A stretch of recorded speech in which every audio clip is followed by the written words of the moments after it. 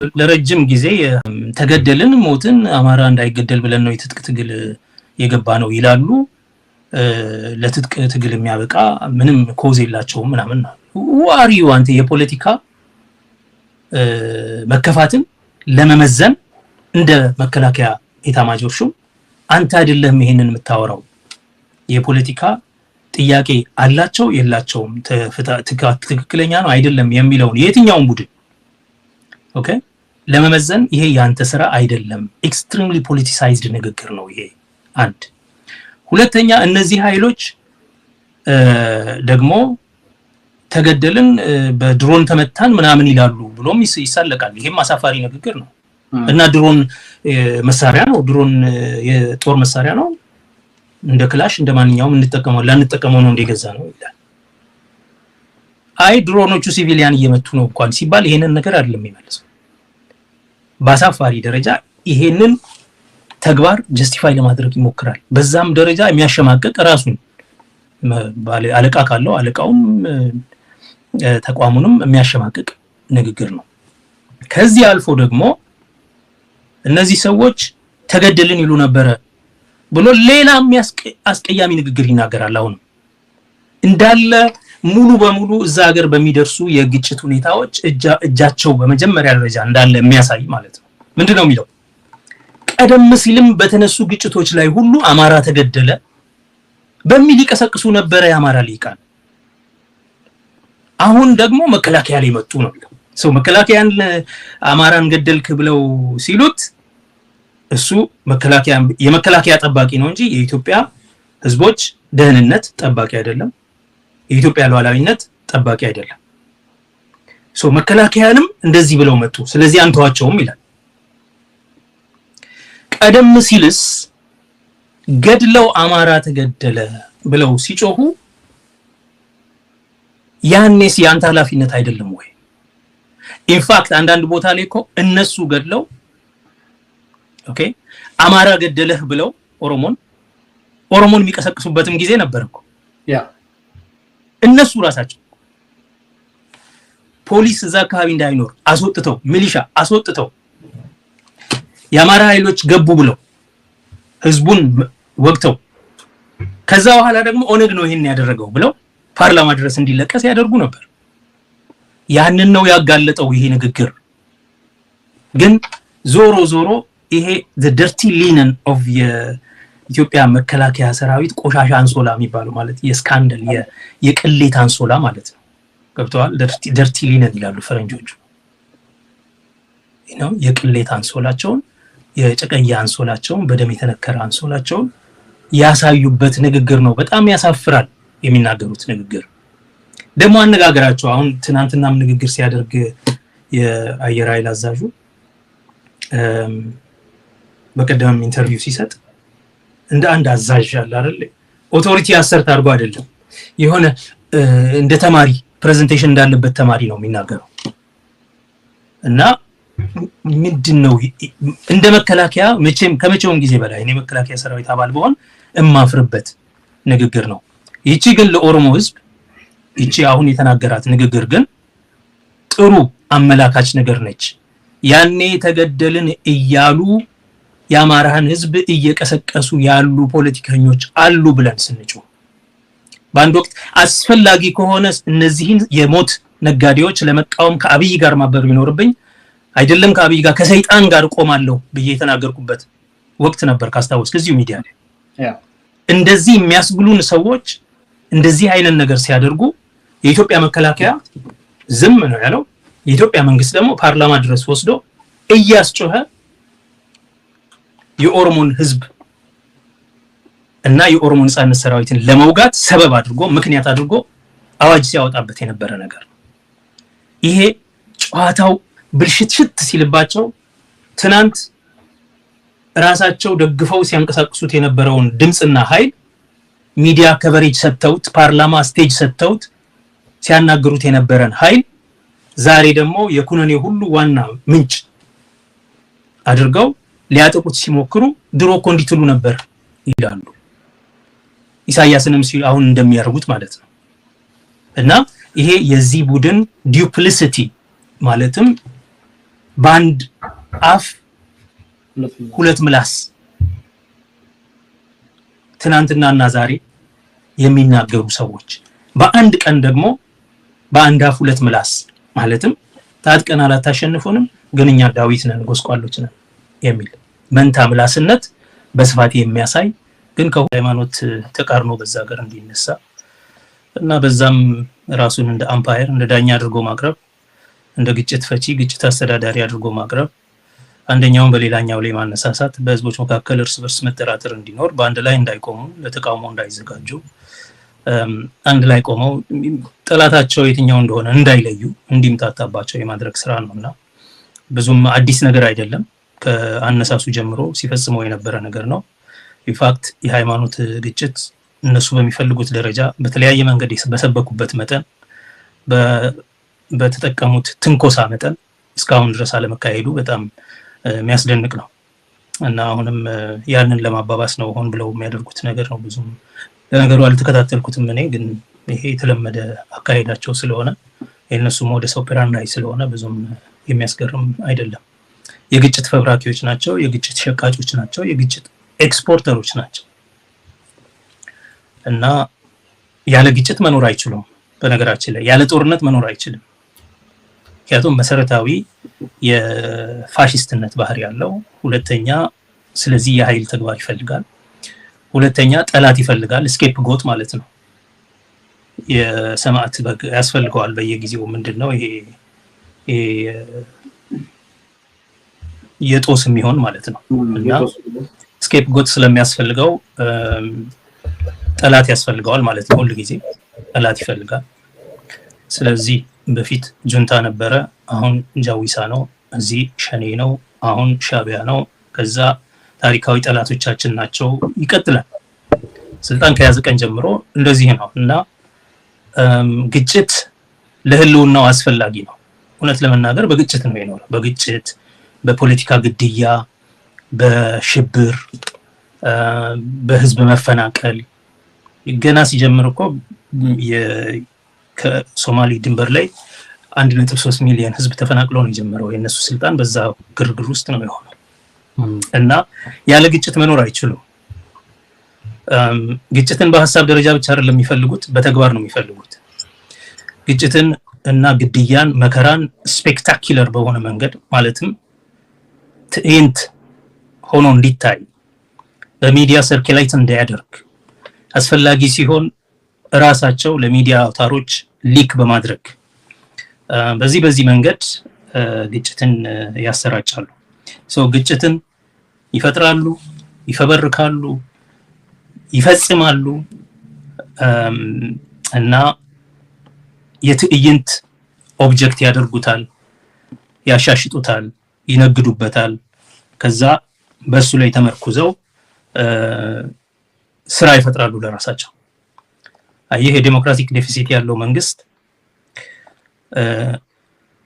ትጋቱ በብዛት የሚተጋው ህዝብን በማስተዳደር የህዝብን ደህንነት በመጠበቅ የኢኮኖሚ ፕሮጀክቶችን ቀርጾ የልማት ፕሮጀክቶችን ቀርጾ የምጣኔ ሀብት እድገት ማምጣት የሰው ኃይሉ ክብር ባለው መንገድ በስራ ላይ እንዲሰማራ ማድረግ ማህበረሰባዊ ፍትህ ማህበረ ኢኮኖሚያዊ ፍትህ በአገር ውስጥ እንዲሰፍን ትምህርት ቤት በመገንባት የጤና አውታራትን በመገንባት የመሰረተ ልማት አውታራትን በመገንባት ምናምን ነው የሚያስተዳድረው ለዚህ ነው የሚተጋው አንድ የዲሞክራሲያዊ ስርዓት ውስጥ የተፈጠረ መንግስት በዲሞክራሲያዊ መንገድ የሚሰራ መንግስት ቀኖቹ የተቆጠሩ ናቸው ትንሽ ቀኖች ማለት በገደብ የታወቁ ቀኖች በምርጫዎቹ መካከል ማለት ነው ግን ብዙ ኃላፊነት ብዙ ግዴታ ብዙ ስራ ነው የሚሰጠው ስለዚህ ይባትላል ስራው ደግሞ ከህዝቡ የዕለት ተዕለት የህይወት አስፈላጊ ነገሮች ጋር የተያያዙ ናቸው የተቆራኘ ነው የሚሆነው ምክንያቱም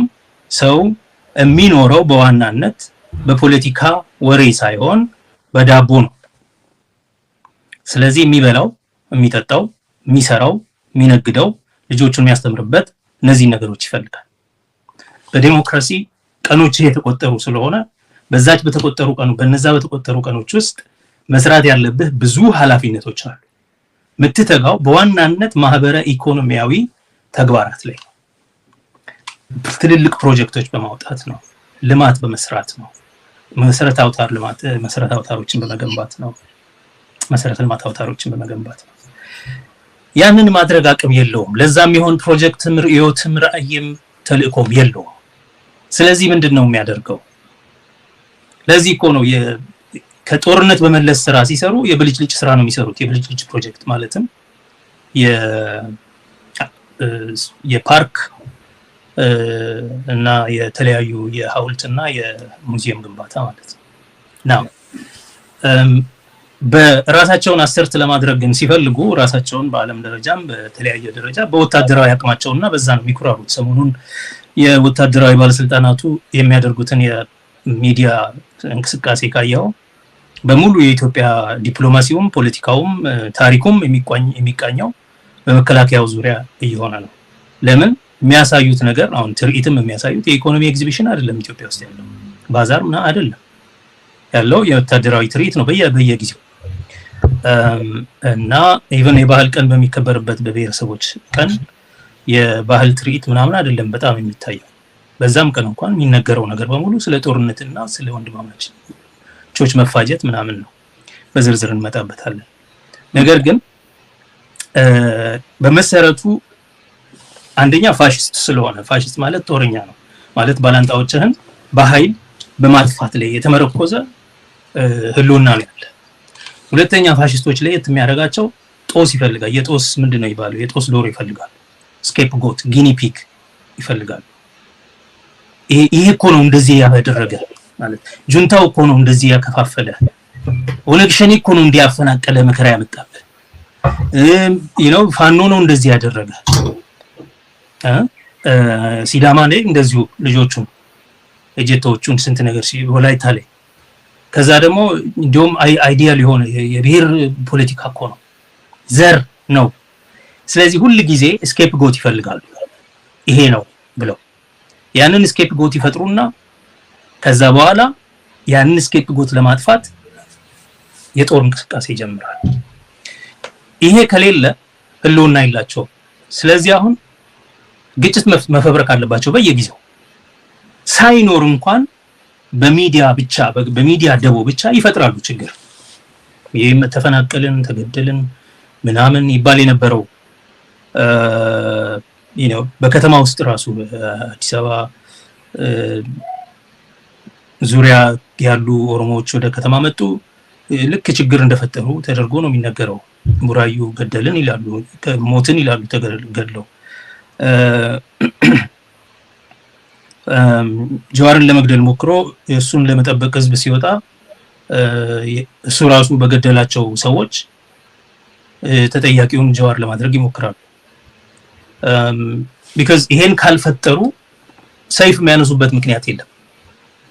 እውነተኛውን ሰይፍም ሆነ በህግ መልክ የሚጠቀሙት የፖለቲካ ሰይፍ አይኖራቸውም። ስለዚህ ግጭት በየጊዜው የሚሰሩት ነገር ነው። የሚገርም ነገር አይደለም። ትራጀዲ በየጊዜው የሚሰሩት ነገር ነው። you remember ሀጫሉን ገለው እኮ ኦሮምኛ ትግርኛ የሚናገሩ ሰዎች የት እየሄዱ እንደሆነ ሸኔና በዛን ዘመን ማለት ሸኔና ቲፒኤልኤፍ ለማለት ነው። ሀጫሉን አንድ ግለሰብ ገለው ማለት ነው። ከዛ ደግሞ የውጭ ቋንቋ የሚናገሩ ሌሎችም አሉ። ትራያንግሉ ወዴት እንደሚሄድ እነዚህ ሁሉ ይሄን በማድረግ የሆኑ ሰዎችን በሙሉ ሰብስበው አሰሩ። ከዛ የሚፈልጉት ምርጫ እንዳይሳተፉ ነበር። ምርጫውን አገዱ። ከዛ በኋላ ወደሚቀጥሉበት ወደ ጦርነታቸው ሄዱ። ያለ ጦርነት መኖር ስለማይችሉ ያለ ግጭት መኖር ስለማይችሉ ይፈበርካሉ እና ባይኖር እንኳን ግጭት ይፈጥራሉ። ይሄኛው ያሁኑ እሱን ነው የሚያሳየው። ቤተክርስቲያን ገብተው ይገላሉ፣ በሃይማኖት ይቀሰቅሳሉ፣ ይተነኩሳሉ። ይሄ የተለመደ ነገር ነው። ለዚህ ነው እኮ ይሄ ራዲካል ኢቪል ነው። የማይደርሰው የማህበረሰብ እንቅስቃሴ የማህበረሰብ ህይወት የማይነካው ነገር የለውም ማለት ኢኮኖሚውን ያወድማል፣ ሰብል ያቃጥላል፣ ቤት ከተሞችን ያወድማል። ኢኮኖሚ ነው ይሄ። ግን ማህበረሰባዊም ነው። ሴቶች ህፃናትን ይደፍራል፣ ያሸብራል፣ ንብረትን ይዘርፋል፣ ከብቶችን ይነዳል፣ የማይችለውን ያቃጥላል። ከዛ አልፎ ደግሞ ሃይማኖት ውስጥ ይገባል። በሃይማኖት ወይ ይቀሰቅሳል ወይ ደግሞ የሃይማኖት ግጭት የመፍጠር ቴንደንሲ ያለውና የዚህ መንግስት ሞደስ ኦፐራንዳይ ስለሆነ እና በመሰረቱ ከዚህ አንፃር ነው ጥግ ድረስ የሆነ ከስረ መሰረቱ ክፋት የሆነ ራዲካል ኢቭል ማለት እንደሱ ማለት ነው። ራዲካል ቃሉ ራሱ ሩት ማለት ነው እና ሩትድ የሆነ ክፋት ነው ማለት መሰረት ያለው ስር ነቀል የሆነ ክፋት ማለት ነው እውነቱን ለመናገር ስር ያዘ። ስለዚህ ያንን ካልነቀልክ እንደዚህ ያሉ ነገሮች በየቦታው መከሰታቸው የሚገርም አይደለም ማለት ነው። መልካም አመሰግናለሁ ዶክተር ጸጋይ ይሄንን ነገር በደንብ አስተውልኛል። በርካታ ሰዎች በዚህ ጉዳይ ላይ በተለያየ አንግል ሲያነሱ ሰማለሁኝ። አንድ አገር ቤት ያለ በዚህ ጉዳይ ላይ እንደው መረጃ እንዲሰጠኝ የጠየቁት ሰው እንደው ሾክ ብዬ ልለፍ ብዬ ነው ሰዎች ምን ሊሰሙት ይሄንን ነገርና እንደ መረጃ ነው። በኦርቶዶክስ ሃይማኖት መካከል የተፈጠረ ግጭት ነበረ። በዛን ጊዜ የህዝብ ማዕበል የታየበት ጊዜ ስለነበረ አሁን ክርስቲያኖች የሚገደሉት ያ ማዕበል ተነስቶ እንዲመጣ ይሄን ሰዎች ደግሞ እየተገደሉ ያሉት በኦሮሞ ነጻነት ሰራዊት በኦነግ ሸኔ ነው የሚለው እንደምታስ እንዲነሳና ያ ሃይማኖት የተነካ ብሎ በላይላ መንገድ እንግዲህ ያ ነገር ተነካ የሚለው ያንዱን መብት መከበር አንዱ ተነካ ብሎ ስለተነሳ ያንን ነገር መስማማት አይደለም። ያንን የህዝብ ማዕበል ድጋሚ ከመንግስት ጎን ለማሰለፍና አብረን እናጥፋ የሚለውን ነገር የመንግስት ጥሪ እንዲቀርብ ነበር የተፈለገው። ያ ነገር አልተሳካላችም የሚል ነገር ነው ያነሳልኝ። ይሄንን ሁሉም ሰው ሊያውቀው የሚገባና በአጠቃላይ የኦሮሞ ህዝብ ይሄንን ነገር አልፎታል። ሽኒጋ ላይ ታጋዮቹ አስመስክረው አልፈዋል። በዛ የሚረበሽ አይመስለኝም። በኦርቶዶክስ ሃይማኖት መካከል በተፈጠረው ያለመስማማት ጊዜም ኦሮሞ ሙስሊሙ ዋቂፈታው ኦርቶዶክሱ ፕሮቴስታንቱ አንድ ላይ ሆኖ ነው ተመሳሳይ ጥያቄ ሲጠይቅ የነበረው መብታቸውን ይጠቀሙበት የሚል ነበር ሲጠይቁ የነበረው። ያንን ነገር የሚንዱ አይመስለኝም። ወደ መስከረም 29 ይሉሰዱት የብሔር ብሔረሰቦች ቀን ላይ የሀገሪቱ ርዕሰ ብሔር ህዳር 29 ማለት ያ የሀገሪቱ ርዕሰ ብሔር ቀርበው የተናገሩትን ንግግር በርካቶች በሁለት መንገድ እየወሰዱት ነው የሚገኙት። አንዳንዶች ፕሬዝዳንቷን ጀግና አድርጎ ሲያነሱ፣ አንዳንዶች ደግሞ ያለፈም የተባለም ያልተባለም እያነሱ በማስረጃም እያስደገፉ ጭምር አይ ዛሬ እንዲህ የሚነገረው እንዲህ ስለሆነ ነው እንጂ የት ነበሩ እስካሁን የሚል ነገር ያነሳሉ። በአጠቃላይ የፕሬዝዳንቷን ንግግር እንዴት ተመለከቱት? ከዛ የተወሰኑ ቪዲዮዎችን አዘጋጅቻለሁ የፕሬዝዳንቷን የቀደመም ያሁንም እነሱን ነገሮች እያነሳን ውይይት የምናደርግ ነው የሚሆነው በዚህ ጉዳይ ላይ።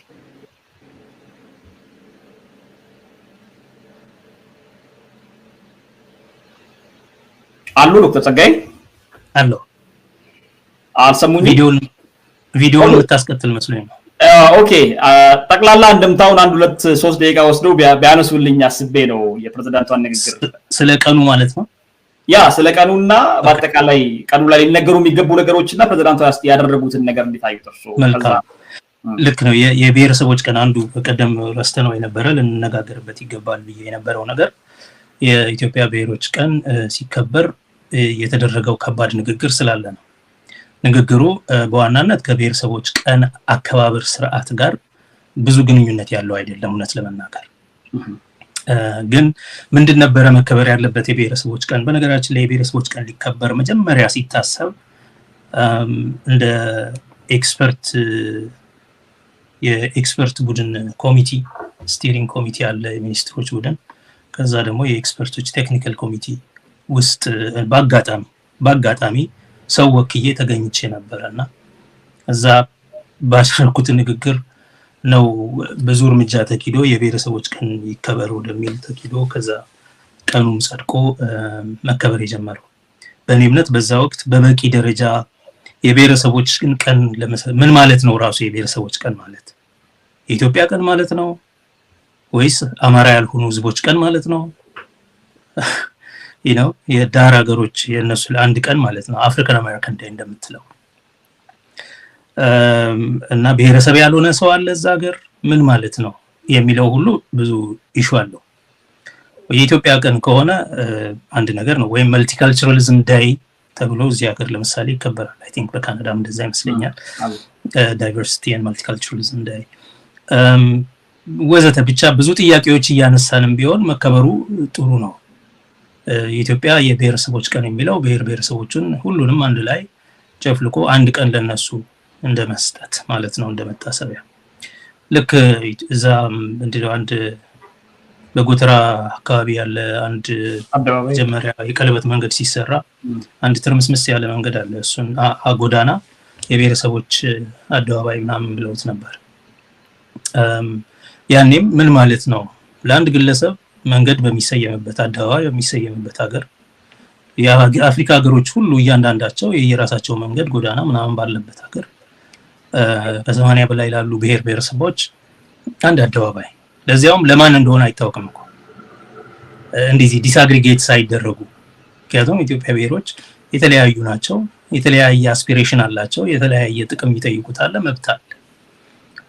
ለምሳሌ ቀኖቻቸውን ለማክበር ከተፈለገ የነሱ የየራሳቸው ካሌንደር አለ፣ ካሌንደራቸውን አክብርላቸው፣ ያ ቀን ልታደርገው ትችላለህ። እንደ ፌደራል መንግስት ግን የብሔረሰቦች ቀን የሚለውን ከማለት ይልቅ የዳይቨርሲቲ የህብራዊነት ቀን፣ የህብረ ባህላዊነት ቀን መልቲካልቸራሊዝም ዳይ፣ ወይም ደግሞ ባጭሩ አሁን እያከበሩ ያሉት ህገ መንግስቱ የጸደቀበትን ቀን ስለሆነ በስራ የዋለበትን ቀን ስለሆነ ነው የጸደቀበትን ቀን ስለሆነ የህገ መንግስት ቀን በሉት፣ የህገ መንግስት ቀን ቢሉት ምናምን እያለን ስቲል ብዙ ሳንስማማም ቢሆን ይሄንንስ ማናየበት በሚል በመጨረሻ በዚሁ አይነት እንዲጸድቅ አደረጉ። በመሰረቱ የዛን ጊዜም ለፖለቲካ ዓላማ ግብአት እንዲሆን ነው የታሰበው እንጂ ለብሔር ብሔረሰቦቹ ይዘት ያለው የብሔረሰቦቹን መብት የማክበር የብሔረሰቦቹን የትግል ታሪክ ለማክበር በዛ መንገድ ሴሌብሬት ለማድረግ አይደለም። እውነት ለመናገር እስካሁንም ድረስ እዛ አልደረሰም። ይኸው ከ2008 2009 ጀምሮ ይከበራል። 2008 ነው መሰለኝ መጀመሪያው።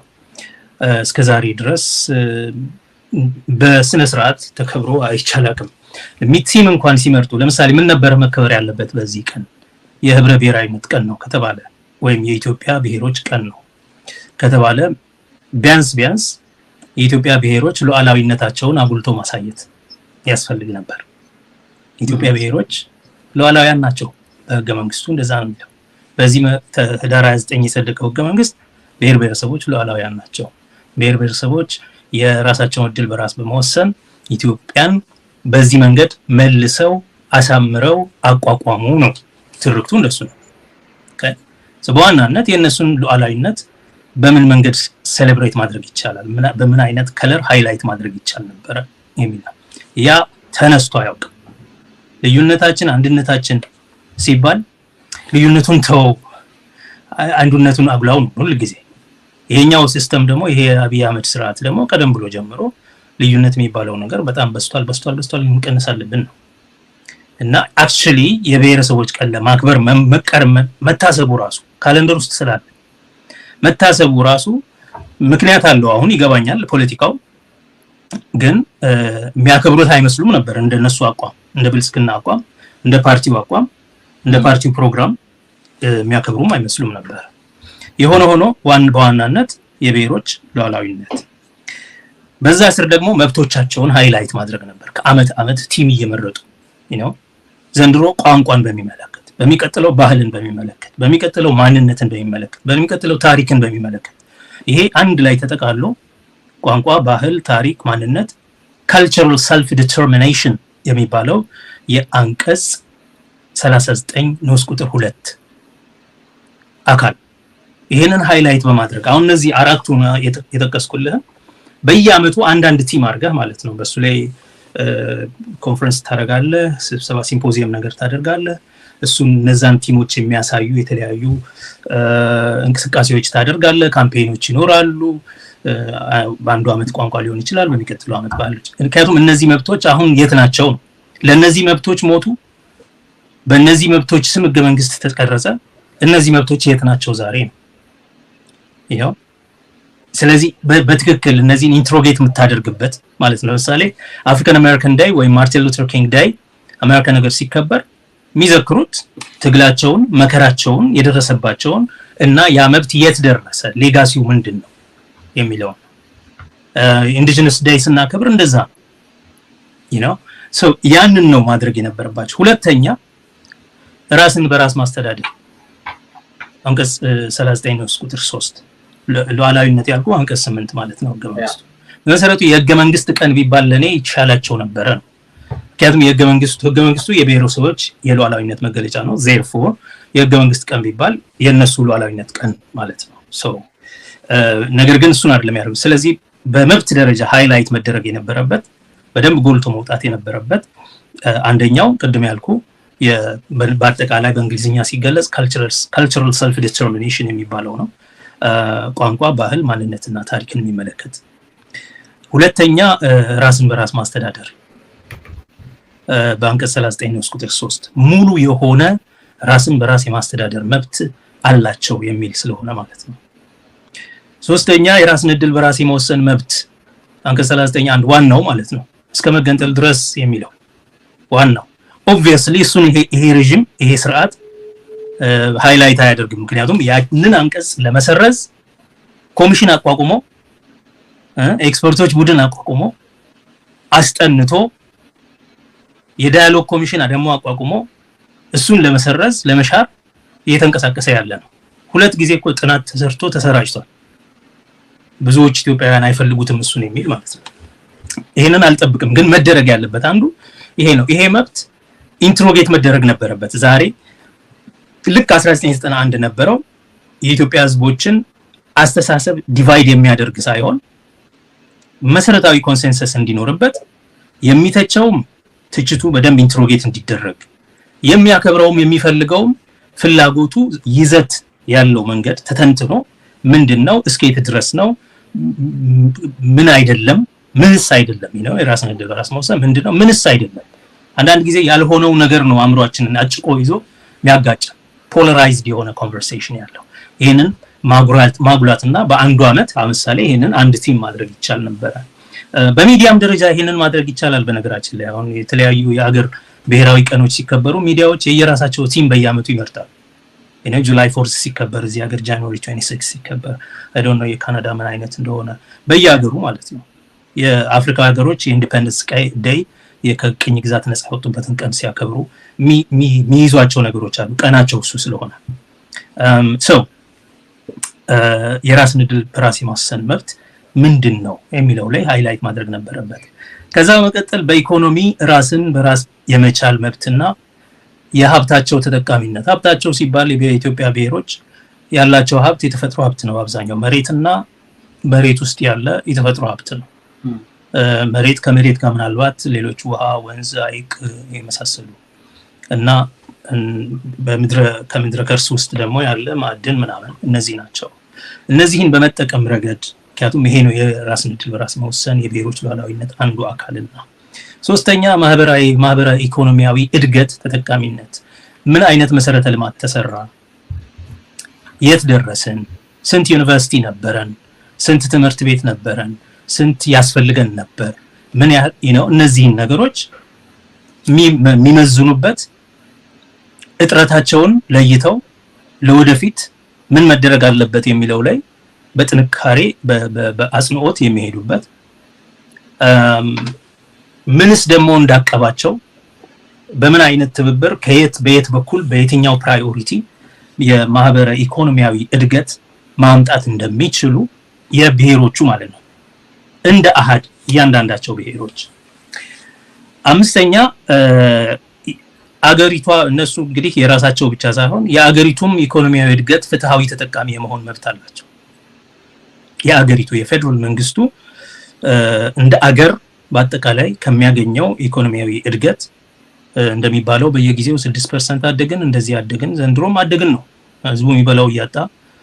ሰሞኑን አንድ ዛሬ ነው ትናንት አንድ ፉቴጅ አይ ነበር አንድ ሰው ዝም ብሎ በራሱ ታክሲ ይዞ ከሆነ ጎሮ ከሚባል አካባቢ በመገናኛ አድርጎ በየካ በኩል ወደ ቀበና ወደ 4 ኪሎ ከዛ ፒያሳ ይሄዳልና ታክሲ ውስጥ ይሄን እየቀረጸ ነው መንገዱን ማለት ነው። ዛሬ ነው ማለት እየቀረጸ ሁኔታውን እያሳየ ይሄዳል። ብዙ አይናገርም። ከታክሲ እየተራመደ ጎሮ ማለት እንግዲህ ከመገናኛ ከገርጂ ወደዛ ማለት ነው። ከዛ ጀምሮ ነው የሚገርመው። ዝም ብለህ ስታይ ህዝቡ ያለው የጉስቁልና ደረጃ አንዳንድ ጊዜ ዝም ብሎ ፉቴጁን ወደ እግር ብቻ ያደርገዋልና አብዛኛው ሰው ነጠላ ጫማ ነው የሚያደርገው፣ ባዶ ሸበጥ ማለት ነው። በቃ ነጠላ ለብሰው ምናምን እና እዚህ ሀገር ነው ይሄ ሰው አደግን የሚለን ምርር ያለው በቃ የኑሮ ድህነቱ ደረጃ ታክሲ ውስጥ የሚገባው ሰው የሚወጣው ሰው ምናምን ስታየው ማለት ነው። ና ችግሩ ሊገለጽ የሚችል አይደለም። ኦፍኮርስ ግን እነሱ አደግን ምናምን ይላሉ፣ በዚህ ፐርሰንት አደግን። ኦኬ በዚህ በብሔረሰቦች ቀን ያን አይነት እድገት ካለ የዛ እድገት ፍትሃዊ ተጠቃሚነት ለሁሉም ብሔሮች ምን ደረጃ ነው የደረሰው? ምን አገኙበት? ምክንያቱም ከናሽናል ኬኩ ከብሔራዊው አገራዊው ኬክ ምን ኦር ፓይ ነው የሚሉት በፌደራል ፊስካል ፌደራሊዝም ላይ the national pie or national cake ይሉታልና ከሀገራዊው ኬክ ምን ያህል ስላይስ ደረሳቸው? የትኛዋ ስላይስ ደረሰቻቸው ነው? ምንም ሳይደርሳቸው ወዳውን ነው የሚሸከሙት እንደ ለገደምቢ ማለት ነው፣ ወይም እንደ ሶማሊ ክልል ወይም እንደ ቤኒሻንጉል ወዘተ ይዘመትባቸዋል፣ ይወጋሉ፣ ግን ንብረታቸው ይዘረፋል በየቀኑ። አንዱ የዩናይትድ አረብ ኤሚሬትስን ወደኛ ሀገር ጉዳይ ጠልቃ እንድትገባ የሚያደርገው አሁንም ወደፊትም አሁን በእነሱ ገንዘብ የሚቋቋም አንድ የሜርሲነሪ ካምፓኒ አለ እና አብይ ያቋቋሙ ያሉት በዩኤኢ የሚደገፍ ያ ካምፓኒ አንዱ የሚሰራው የማይኒንግ ተቋማት የማዕድን ቁፋሮ ተቋማት ከኢትዮጵያ ከጉጂ ቀንጢቻና ከደምቢ ማለት ነው። ኦኬ ለገደምቢ ከዛ ጀምሮ እስከ ማላዊ ድረስ የዩኤኢን ኢንተረስት የሚጠብቅ ሜርሲነሪ ካምፓኒ እያዘጋጁ ነው። በወር $1,000 የሚከፈላቸው ወታደሮች የሚቀጥር ዝርዝሩን በኋላ እንመጣበታለን። ይሄንን ግን ከነዚህ አካባቢዎች የማዕድን ሀብት ይወሰዳል። ምክንያቱም የፌደራል ኃላፊነት ነው ይላል ማዕድን እና ተፈጥሮ ሀብት ይወሰዳሉ። ሰዎቹ ላይ ግን ጦርነት ሲዘመት ነው የሚውለው በየቀኑ። የኢኮኖሚ እድገቱ የ6% የ7% እድገት ይርሊ ተጠቃሚነት በእንደዚህ አይነት የብሔረሰቦች ቀን ሲከበር እንደዚህ አይነት ነገሮች ነበሩ ይዘት ያላቸው መከበር ያለባቸው መጠየቅ ያለባቸው። ከዛ ባሻገር ደግሞ እንግዲህ የፌደራል ስርዓት ነው የብሔረሰቦቹ አንዱ ውጤት የብሔረሰቦቹ የራስን ዕድል በራስ በመወሰን መብት የራስን ዕድል በራስ በመወሰን መብት የመጣው ውጤቱ በመፈቃቀድ የምንኖርበት የፌደራል ስርዓትና ፌዴሬሽን መመስረት ነው። ስለዚህ የነሱ እንደዛ ነው የሚለውና ህገ መንግስቱ ማለት ነው። እኛ ኢትዮጵያ ብሔረሰቦችና ህዝቦች በፈገዛ ፈቃዳችን የራሳችን ዕድል በራስ መወሰን ተጠቀም ይሄንን ህብረት ዘላቂ ሰላም ለማምጣት የኢኮኖሚ እድገት እና በህግ የበላይነት ላይ የተመሰረተ የሰብአዊ መብትን የሚያከብር ስርዓት የተዛነፉ በታሪክ የተዛነፉ ሁኔታዎችን ለማስተካከል ምናምን ነው የሚለው። ኦኬ ፌዴሬሽኑ ካለ ፌዴሬሽኑ ውስጥ ብሔሮች አገርን በጋራ የማስተዳደር ስልጣን ላይ ምን ደረጃ ደረሱ? እነ ብልጽግና ያው ሀገሪቱን በሙሉ ብልጽግና በማድረጋችን ድሮ አጋር ድርጅት ይባሉ የነበሩት አሁን ዋና ድርጅት ስለሆኑ አንድ ሆነናል ምናምን እያሉ ነው። ቤሲካሊ ግን ሴንትራላይዝድ ነው የሆኑት። ፓርቲው ሴንትራላይዝድ ሆነ በፓርቲ አወቃቀር ደረጃ። ከዛ ደግሞ ስልጣን ግለሰባዊ ነው የሆነው። ስለዚህ ይሄንን ኢንትሮጌት ማድረግ በፌዴሬሽኑ ውስጥ ብሔሮች አገርን በጋራ የማስተዳደር ማለትም በውክልና ለምሳሌ በፌዴሬሽን ምክር ቤት ውስጥ ብሔሮች አሉ ወይ? ትግራይ የለም ለምሳሌ ዛሬ። የኦሮሞ ብልጽግና ነው ያለው። ምክንያቱም ብቻውን ኦሮሞ ብልጽግና ደግሞ ብቻውን የተወዳደረ ኦሮሞ አይደለሁም ያለ ፓርቲ ማለት ነው። ኦኬ የኦሮሞ ህዝብ የለም። ለዛም ነው ጦርነት ዝም ብሎ የሚዘመትበት። አሁን የአማራ ክልል እየሆነ ያለውን የምታየው ነው። በመንግስት ስልጣን ያሉ ሰዎች ይታሰራሉ፣ በክልላቸው ያሉት ይገደላሉ፣ በፌደራል ኢቭን ተቃዋሚ ፓርቲ አባላት እስር ቤት ነው ያሉት። የት ነው የነማን ብሔር ነው የተወከለው በፌደራል ስርዓት አስተዳደር ውስጥ እያልክ መቀጠል ይችላል። እነዚህ ብሔሮች ድሮስ ቢሆን ኢትዮጵያ አይታቸው ማታቃቸው የዳር ሀገር ሰዎች በአብዛኛው የደቡብ ኦሞ ዞን አካባቢ ያሉ ምስኪን ህዝቦች ከዳሰነች አንስቶ ኤርቦሬ፣ ሙርሲ፣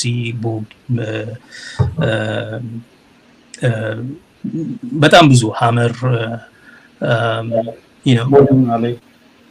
ቦዲ ማሌ የት ናቸው? እነ ቦዲ እነ ማሌ የሚባሉ አሉ። የት ነው ያሉት እነዚህ አገርን በውክልና ደረጃ ምን ተሻሻለ ከ20 ምናምን ዓመት በኋላ? በተለይ ደግሞ አሁን የለውጥ መንግስት ነን ከለውጡ በኋላ ምን በውክልና ደረጃ የት ነው ያሉት? በበጀት ክፍፍል ደረጃ የት ነው ያሉት?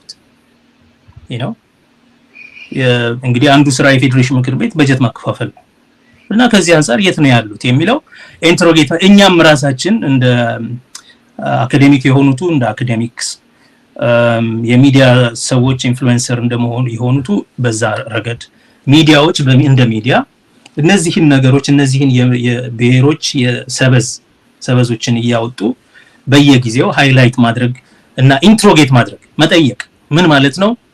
ይዘቱ ምንድነው? ፕሮሰሱ ሂደቱ ምንድነው? ለመጠቀም ምን ጎደለ? እንዴት ነው በፖለቲካው የታጠፈው? ፖለቲካው እንዴት ነው እሱን አድቫንስ ማድረግ የነበረበት? እንዴት ነው ሜይንስትሪም ፖለቲካል አጀንዳ የምናደርገው? ወደ ህጉ አቴንሽን ድሮው እንድናደርግ የፖለቲካ አጀንዳ እንዴት ነው የምናደርገው? የፖለቲካ ፓርቲዎች ምንድነው በእነዚህ ነገሮች ላይ ያላቸው አቋም?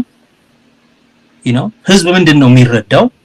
ምን አገኝባታለሁ ብሎ ነው ኢንቨስት ራሱን የሚያደርገው? ምን አላገኝበትም ብሎ ነው ይቅር ምናምን የሚለውን ማሰብ ያስፈልጋል። በበጀት ክፍፍል ረገድ ባለፉት 5 ዓመታት ከዚህ በፊት በ20 ምናምን ዓመት ከነበረው የተሻለ ክፍፍል ተደረገላቸው ወይስ የባሰ? ለምን? ምን ስለተፈጠረ? ሌላ በፌዴሬሽን ውስጥ ማንነታቸው መንጸባረቁ በባንዲራው፣ በአርማው፣ በመዝሙሩ የፌዴሬሽኑ ምልክቶች በሆኑቱ ማለት ነው። አሁን እንግዲህ ዘመኑ የመከላከያ የአየር ኃይል የምናምን ኃይል የሚያሸበርቅበት ቀን ነው። በዘመን ነው እንዳለ በየጊዜው እዛ ውስጥ የት ናቸው እነዚህ ሉዓላዊ የሆኑ ብሔሮች? የት ነው? የአየር ኃይል አርማው ነው? መዝሙሩ ነው? የሎያልቲ ኦት ኦፍ ሎያልቲ ነው? ኮድ ኦፍ ኮንዳክቱ ነው? ምኑ ነው? የብሔረሰቦችን እዚህ መጡና ይልማ መርዳሳ ከዘር የጸዳ ከብሔር የጸዳ ከፓርቲ የጸዳ ምናምን ፈጥረናል ይላል። ብርሃኑ ጁላ ይሄንን ያወራል መልሶ። አገሪቱ ግን የብሔረሰቦችና ሉዓላዊነት የነሱ ነው ይላል። እኔ የኢትዮጵያ ሉዓላዊነት ጠባቂ ነኝ ምናምን ግን ደንበር አጥሬ አይደለም የምጠብቀው እያለ እነሱ ላይ ይዘምታል በየቀኑ። ኦኬ በሌላ በኩል የነሱ አይደለም ይሄ ተቋም ይላል። እንዴት ነው እነሱ ሴንተር ኤንድ ፍሮንት በሆኑበት አገር ውስጥ እነሱን አይመለከትም ይሄ የኛ እንትን የሚባለው? ይሄንን በደንብ መፈተሽ ያስፈልግ ነበር። ይሄ መሆን ሲገባው ክብርት ፕሬዚደንት ድሮም በቆረጣ ነጥቀው የያዙት ፕሬዚደንትነት ነው። ምክንያቱም ፕሬዚደንት በህግ መሰረት ነው የሚመረጠው። ከተመረጠ ተርም አለው። ተርሙን ሳይጨርስ ነው ተሾመ ሙላቱ የተሰናበተው። ያውም እያንገራገራሉ። አሁን ደግሞ ፕሬዚደንቷና አብይ ሲጣሉ እሱን ይዞ ነው የአየር ኃይል ትርኢት ላይ የቀረበው። እሱን ከጎኑ አስቀምጦ መልእክቱ ይገባሃል ምን ማለት እንደሆነ። ያኔ በብዙ ድርድር ነው ለምንድን ነው ብለው በቃ በጣም ነበር የገረመው ሰውየው። ምን ተፈጠረ? ፕሬዚደንሻል ኦፊስ ደግሞ ትክክል ነው። መንግስት ይሄ ኤግዚኪቲቭ መንግስት ስራ አስፈጻሚው የጠቅላይ ሚኒስትሩ ሪዛይን አድርጎ የፖለቲካ ተርሞይል ንጦት በቃ መሻሻል ስላለበት ሌላ ሰው መተካት ስላለበት ሪፎርም መደረግ አለበት ከተባለ ያም ሲደረግ ፕሬዚደንቱ ቢዮንድ ኤንድ አባቭ ዘ ሂት ኦፍ ፖለቲክስ ሆኖ እነሱን ነገሮችን አረጋግቶ የሚቆየው እሱ ነበር። ለነሱ የመጣ ወላፈን ፕሬዚደንቱን ጠርጎ ሄደ። ለምን አልን? በወቅቱኛ እኛ ነን አይደል ለውጡ አንቀሳቃሽ ነበር ነው። እኛ ይሄ ሰውዬ ለምንድን ነው የሚሄደው እሱ እኮ አይመለከተውም፣ ፖለቲካ ውስጥ የለም። ለውጥ ሲያስፈልግ እሱ ጋር አይደለም የምትሄደው። በመሰረቱ ፖለቲካ ውስጥ የሌለ ተቋም ነው ብለህ ነው የምታስበው። መጀመሪያ ፖለቲሳይዝ ያደርጉታል ነክረው ማለት ነው ውስጥ። ከዛ በኋላ ደግሞ በማያስፈልግ መንገድ ኖን ፖለቲካል የሆነውን ተቋም በፖለቲካ ምክንያት ይቀንሱታል። ይሄ ትክክል አልነበረ። የሆነ ሆኖ ክብርት ፕሬዝዳንቷ በብሔረሰቦች ቀን ላይ መገኘታቸውና ንግግር ማድረጋቸው አንደኛ አስገራሚ ነገር ነው። ለምን? አንደኛ በብሔረሰቦች ቀን አያምኑ እናውቃለን። አያምኑ ኦፍ ኮርስ ተገለባባጭ አክሮባቲክስ ነው የሚሰሩት። እኔ ፓሪስ የኢትዮጵያ አምባሳደር ሆኖ በነበረ ጊዜ ለሌላ የትምህርት ጉብኝት የኢትዮጵያ የህግ ትምህርት ማሻሻያ ኮሚቴ ቴክኒካል ኮሚቴ ውስጥ ስለነበርኩኝ ኮሚቴው በየሀገሮቹ ይዞር ነበር። በተለያዩ ሀገሮች ኢትዮጵያ ህጎች ከተቀዱባቸው ሀገሮች አንዱ አርቃቂዎቹ ፈረንሳውያን ነበሩና ሬኔ ዳቪድ የእነሱን ዩኒቨርሲቲ ሶርቦን ምናምን እንሄድ ነበር። ይሄ ደግሞ የባህል ግንኙነት በሚል አግባብ ስለሆነ የሚካሄደው ፓሪስ በሄድን ጊዜ ኢትዮጵያን አምባሳደር ማየት ብናገኛ ብለን ሄድን። አክቹሊ የኔ ጓደኞች የሆኑ ኮልፌድሮ አብረውኝ የተማሩ ልጆች እዛ የኤምባሲው ሰራተኞችም ስለሆኑ በዛ መንገድ እንደምንም ሄድንና እራት ጋበዙን ማለት ነው። ኤምባሲ ውስጥ ስናናገራቸው በዛን ጊዜ ጠቅላይ ሚኒስትር መለስ አለ ኢትዮጵያ ህወሓት ነው ማለት ነው የበላይነት ያለው ፓርቲ በእነሱ አነጋገር ፈጽሞ የህወሓት ዋና እንትን አፈቀላጤ ሆነው ነው የሚናገሩት። እኛ በህግ ትምህርት ላይ ቴክኒካል በሆነ ደረጃ የምናቀርበውን ትችት ሁሉ መንግስት ላይ የምናነሳው ትችት መስሏቸው ቀድመው እኛን ዝም ለማስባል ችግር እኮ ስላለ ነው ምናምን የሚሉ ናቸው። ዛሬ ደግሞ ግልብጥ ብለው የብሔረሰቦችን ቀን የሚጠየፉ ነበሩ። ላለፈው ስንት ቀይ መስመር ሲያሰምሩ ነበር እኮ ነው። አሁንም የሚያወሩት ነገር አምስቱንም ዓመት የሚያወሩላት ኢትዮጵያ የኢትዮጵያ ብሔሮች ኢትዮጵያ አይደለችም ከብሔር የጸዳች ኢትዮጵያ። እና ፈርስት ቲንግ በብሔረሰቦች መድረክ ላይ ለምን ተገኙ? እንዴትስ ተገኙ? ምክንያቱን እኔ እነግርሃለሁ። የተገኙት የብሔረሰቦች ቀን ለማክበር ሳይሆን ያንን ቀን እንደ ፕላትፎርም እንደ ፖለቲካ ፕላትፎርም በመጠቀም የራሳቸውን የፖለቲካ ንግግር ለማድረግ ምንም ጀግንነት የለውም። ይሄ የተገኘችውን አጋጣሚ በመጠቀም የራሳቸውን የፖለቲካ ንግግር ለማድረግ ስለፈለጉ ነው። ለምን? ፕሬዚደንቱ በመሰረቱ ስራ የሚሰራው ዝም በማለት ነው። ኢትዮጵያ ውስጥ መሆን ያለበት በማንኛውም ፓርላሜንታዊ ስርዓት ውስጥ የጀርመን ፕሬዚደንት ሲናገር ሰምተህ ታውቃለህ? አለ ማን እንደሆነ እንኳን አይተው አታውቅም። አለ እኮ ፕሬዚደንት አለው። የኦስትሪያ ፕሬዚደንት ወይም ደግሞ የእስራኤል ፕሬዚደንት አይተን አናውቅም አይደል? ስማቸው ማን እንደሆኑ እንኳን አናውቃቸው። ፕሬዚደንሻል የፕራይም ፓርላሜንታሪ ስርዓት ውስጥ ያሉ ፕሬዚደንቶች ስራቸውን የሚሰሩት ዝም በማለት ነው፣ ብዙ ባለማድረግ ነው። ሌላ የእንግሊዝ ነገስታት ንግስቲቷ ድሮ አሁን ንጉሱ ብዙ ነገር የሚሰሩት የነሱ ዲዩቲ ምንድነው ቢባል አለመስራት ነው። አክቹሊ ግዴታቸው ፖለቲከኞቹ እንደፈለጉ ሲሆኑ እነሱ ከፖለቲካው ራሳቸውን ሳብ በማድረግና በመራቅና ዝም በማለት ኖን ፖለቲካል የሆኑ የክሪስማስ ቀን ምናምን ነው ንግግር የሚያደርጉት። የአዲስ ዓመት ምናምን ፖለቲካዊ ባልሆኑ ሰብአዊ በሆኑ ሁሉንም አገሩን ከፖለቲካ ባሻገር በሚያያይዙ እንደው ጋሽ ግርማ እንኳን እኮ ግርማ ወልደ ጊዮርጊስ ብዙ ስንተቻቸው የነበሩ በዛፍ ተከላ ጉዳይ ሩጫ ጉዳይ ምናምን ነው እኮ የሚመጡት እንጂ አታያቸው። ብዙ የሚተች ነገር አላቸው እነሱ። ኦፍ ኮርስ ያ ቢሮ ዝም ብሎ ሴሬሞኒያል ከመሆኑ አንፃር ዝም ይበላል። ከፖለቲካ ግን በላይና above and beyond the heat of politics ይባላል በህገ መንግስታዊ ህግ። ኦኬ በመሆን ከፖለቲካ ሙቀቱ ከዚህ ከእንፋሎቱ እርስ በርስ ከሚጋጨው ትንሽ ከፍ ብለው ወደዚህም ወደዛም ሳለ ለመናገር ዝም ብለው ግን አገራዊ ነገሮች ላይ ይንቀሳቀሳሉ። ፖለቲካው ኮምፕሊትሊ ፖላራይዝድ ሆኖ ለምሳሌ ሃንግ ፓርላመንት ተፈጥሮ እኩል 51 ለ49 ወይም በአንድ ድምጽ ተበላልጠው ፓርቲዎቹ መንግስት የሚያቆሙ ማን እንደሚሆን ከቸገረ ሁለቱ ተባብረው መንግስት ማቆም ካቃታቸው ወይም ሶስቱ ከዛ ውስጥ ካቃታቸው ፓርላማውን በትነው ጊዜያዊ የባላደራ መንግስት አቆመው በ3 ወር ጊዜ ውስጥ ወይም በ6 ወር ጊዜ ውስጥ ምርጫ እንዲደገም የማድረግ ፕሬሮጌሽን ነው የሚባለው በህገ መንግስት ፕሬሮጌሽን አድርገው የሚንቀሳቀሱበት ከባድ ህገ መንግስታዊ የፖለቲካ ስልጣን አላቸው። ከባድ ፖለቲካዊ አይደለም ግን ፖለቲካው ራሱን መግዛት ካልቻለ ሱፐርቬኒንግሊ እሳቸው ቆይ እስቲ ብለው ይሄ እንግዲህ የተጠራችሁት ህዝብ ለማገልገል ነው እንጂ እየተጨቃጨቃችሁ የጭቅጭቅ ሽቅድምድም የማን ድምጽ ይበልጣል የሚለውን ሻውቲንግ ኮንቴስት አይደለም። ስለዚህ ህዝቡ ድምጹ በጣም አሻሚ ስለሆነ በጣም ተቀራራቢ ድምጽ ስለሆነ ያገኛችሁት ህዝቡም አስቦበት እንደገና መርጦ የለየለት ወደ አንዱ ያጨረሰ አይነት የምርጫ ውጤት እንዲያመጣ ምርጫ ይደረጋል። እስከዛ ድረስ ኬርቴከር መንግስት ካሁኑ ጠቅላይ ሚኒስትር ሊሆን ይችላል ወዘተ ባላደራ መንግስት ስራውን በየዕለት ተዕለት ስራ እየሰራ ይቀጥላል። አሁን ወደ ቤታችሁ ይሉና ለሌላ ምርጫ ተዘጋጁ።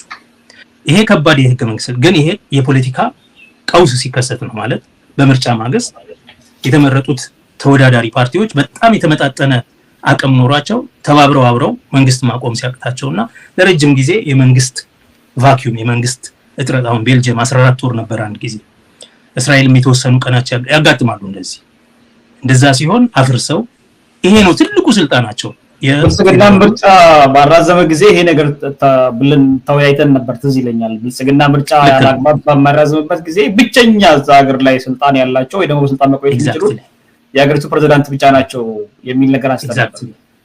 ችግሩ እኚህ ፕሬዝዳንት ስልጣን አልነበራቸውም ነው። ምክንያቱም ኦልሬዲ ሁለቱ ምክር ቤቶች ተስማምተውባቸው ያቆሙት ፕሬዝዳንት ምንም ችግር ሳይነሳበት እታች ቤት ፖለቲካው ስለተረበሸ እሱን አውጥተ መተካት መንግስቱን ካፕቸር እያደረገው ነበር።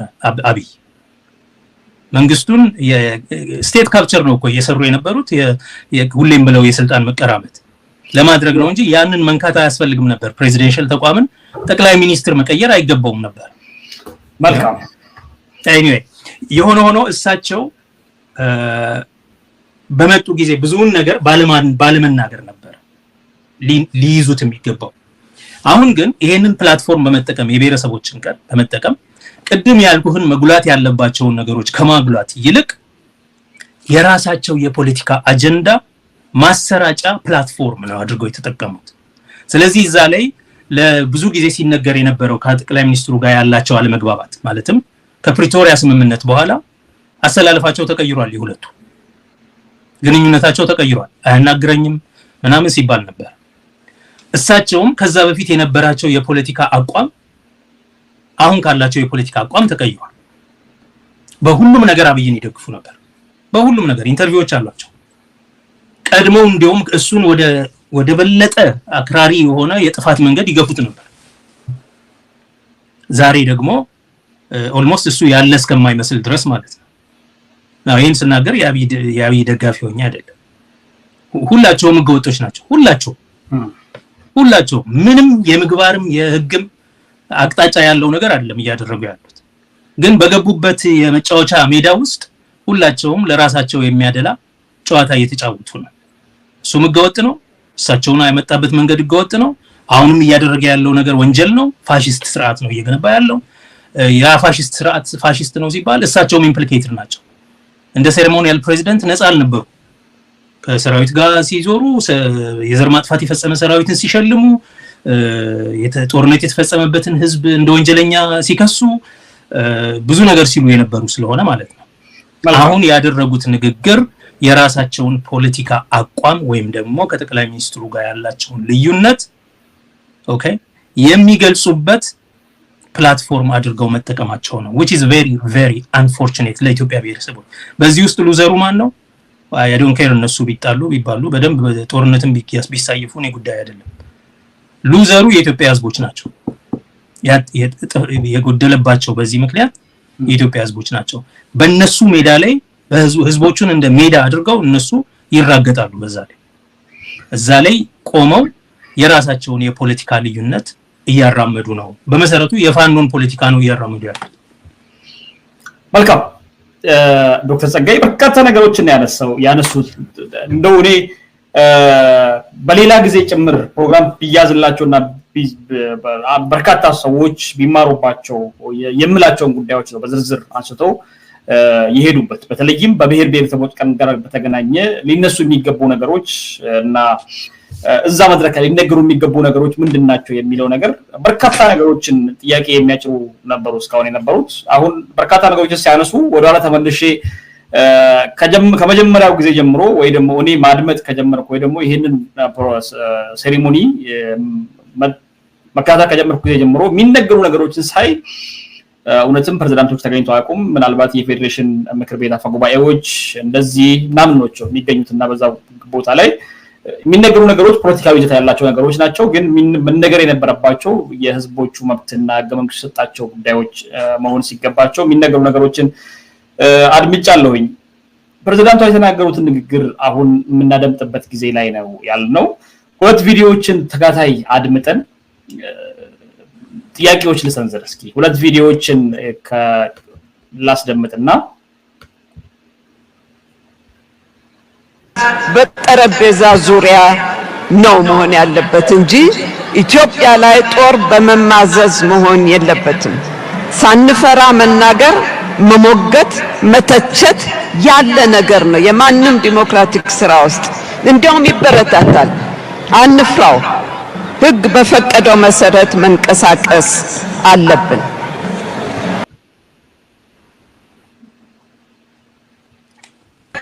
ችግሩ እኔ ላይ እስካልደረሰ ድረስ አይመለከተኝም የሚል አቋም ነው። ይህ በእውነት የተሳሳተ ነው። ነግበኔን መርሳት የለብንም። እንድንጠነቀቅ ይረዳናል። ወገኑ ሲያልቅ የኔ የምላቸው እስካልተነኩ ድረስ አያገባኝም እንድንልም አያረገንም።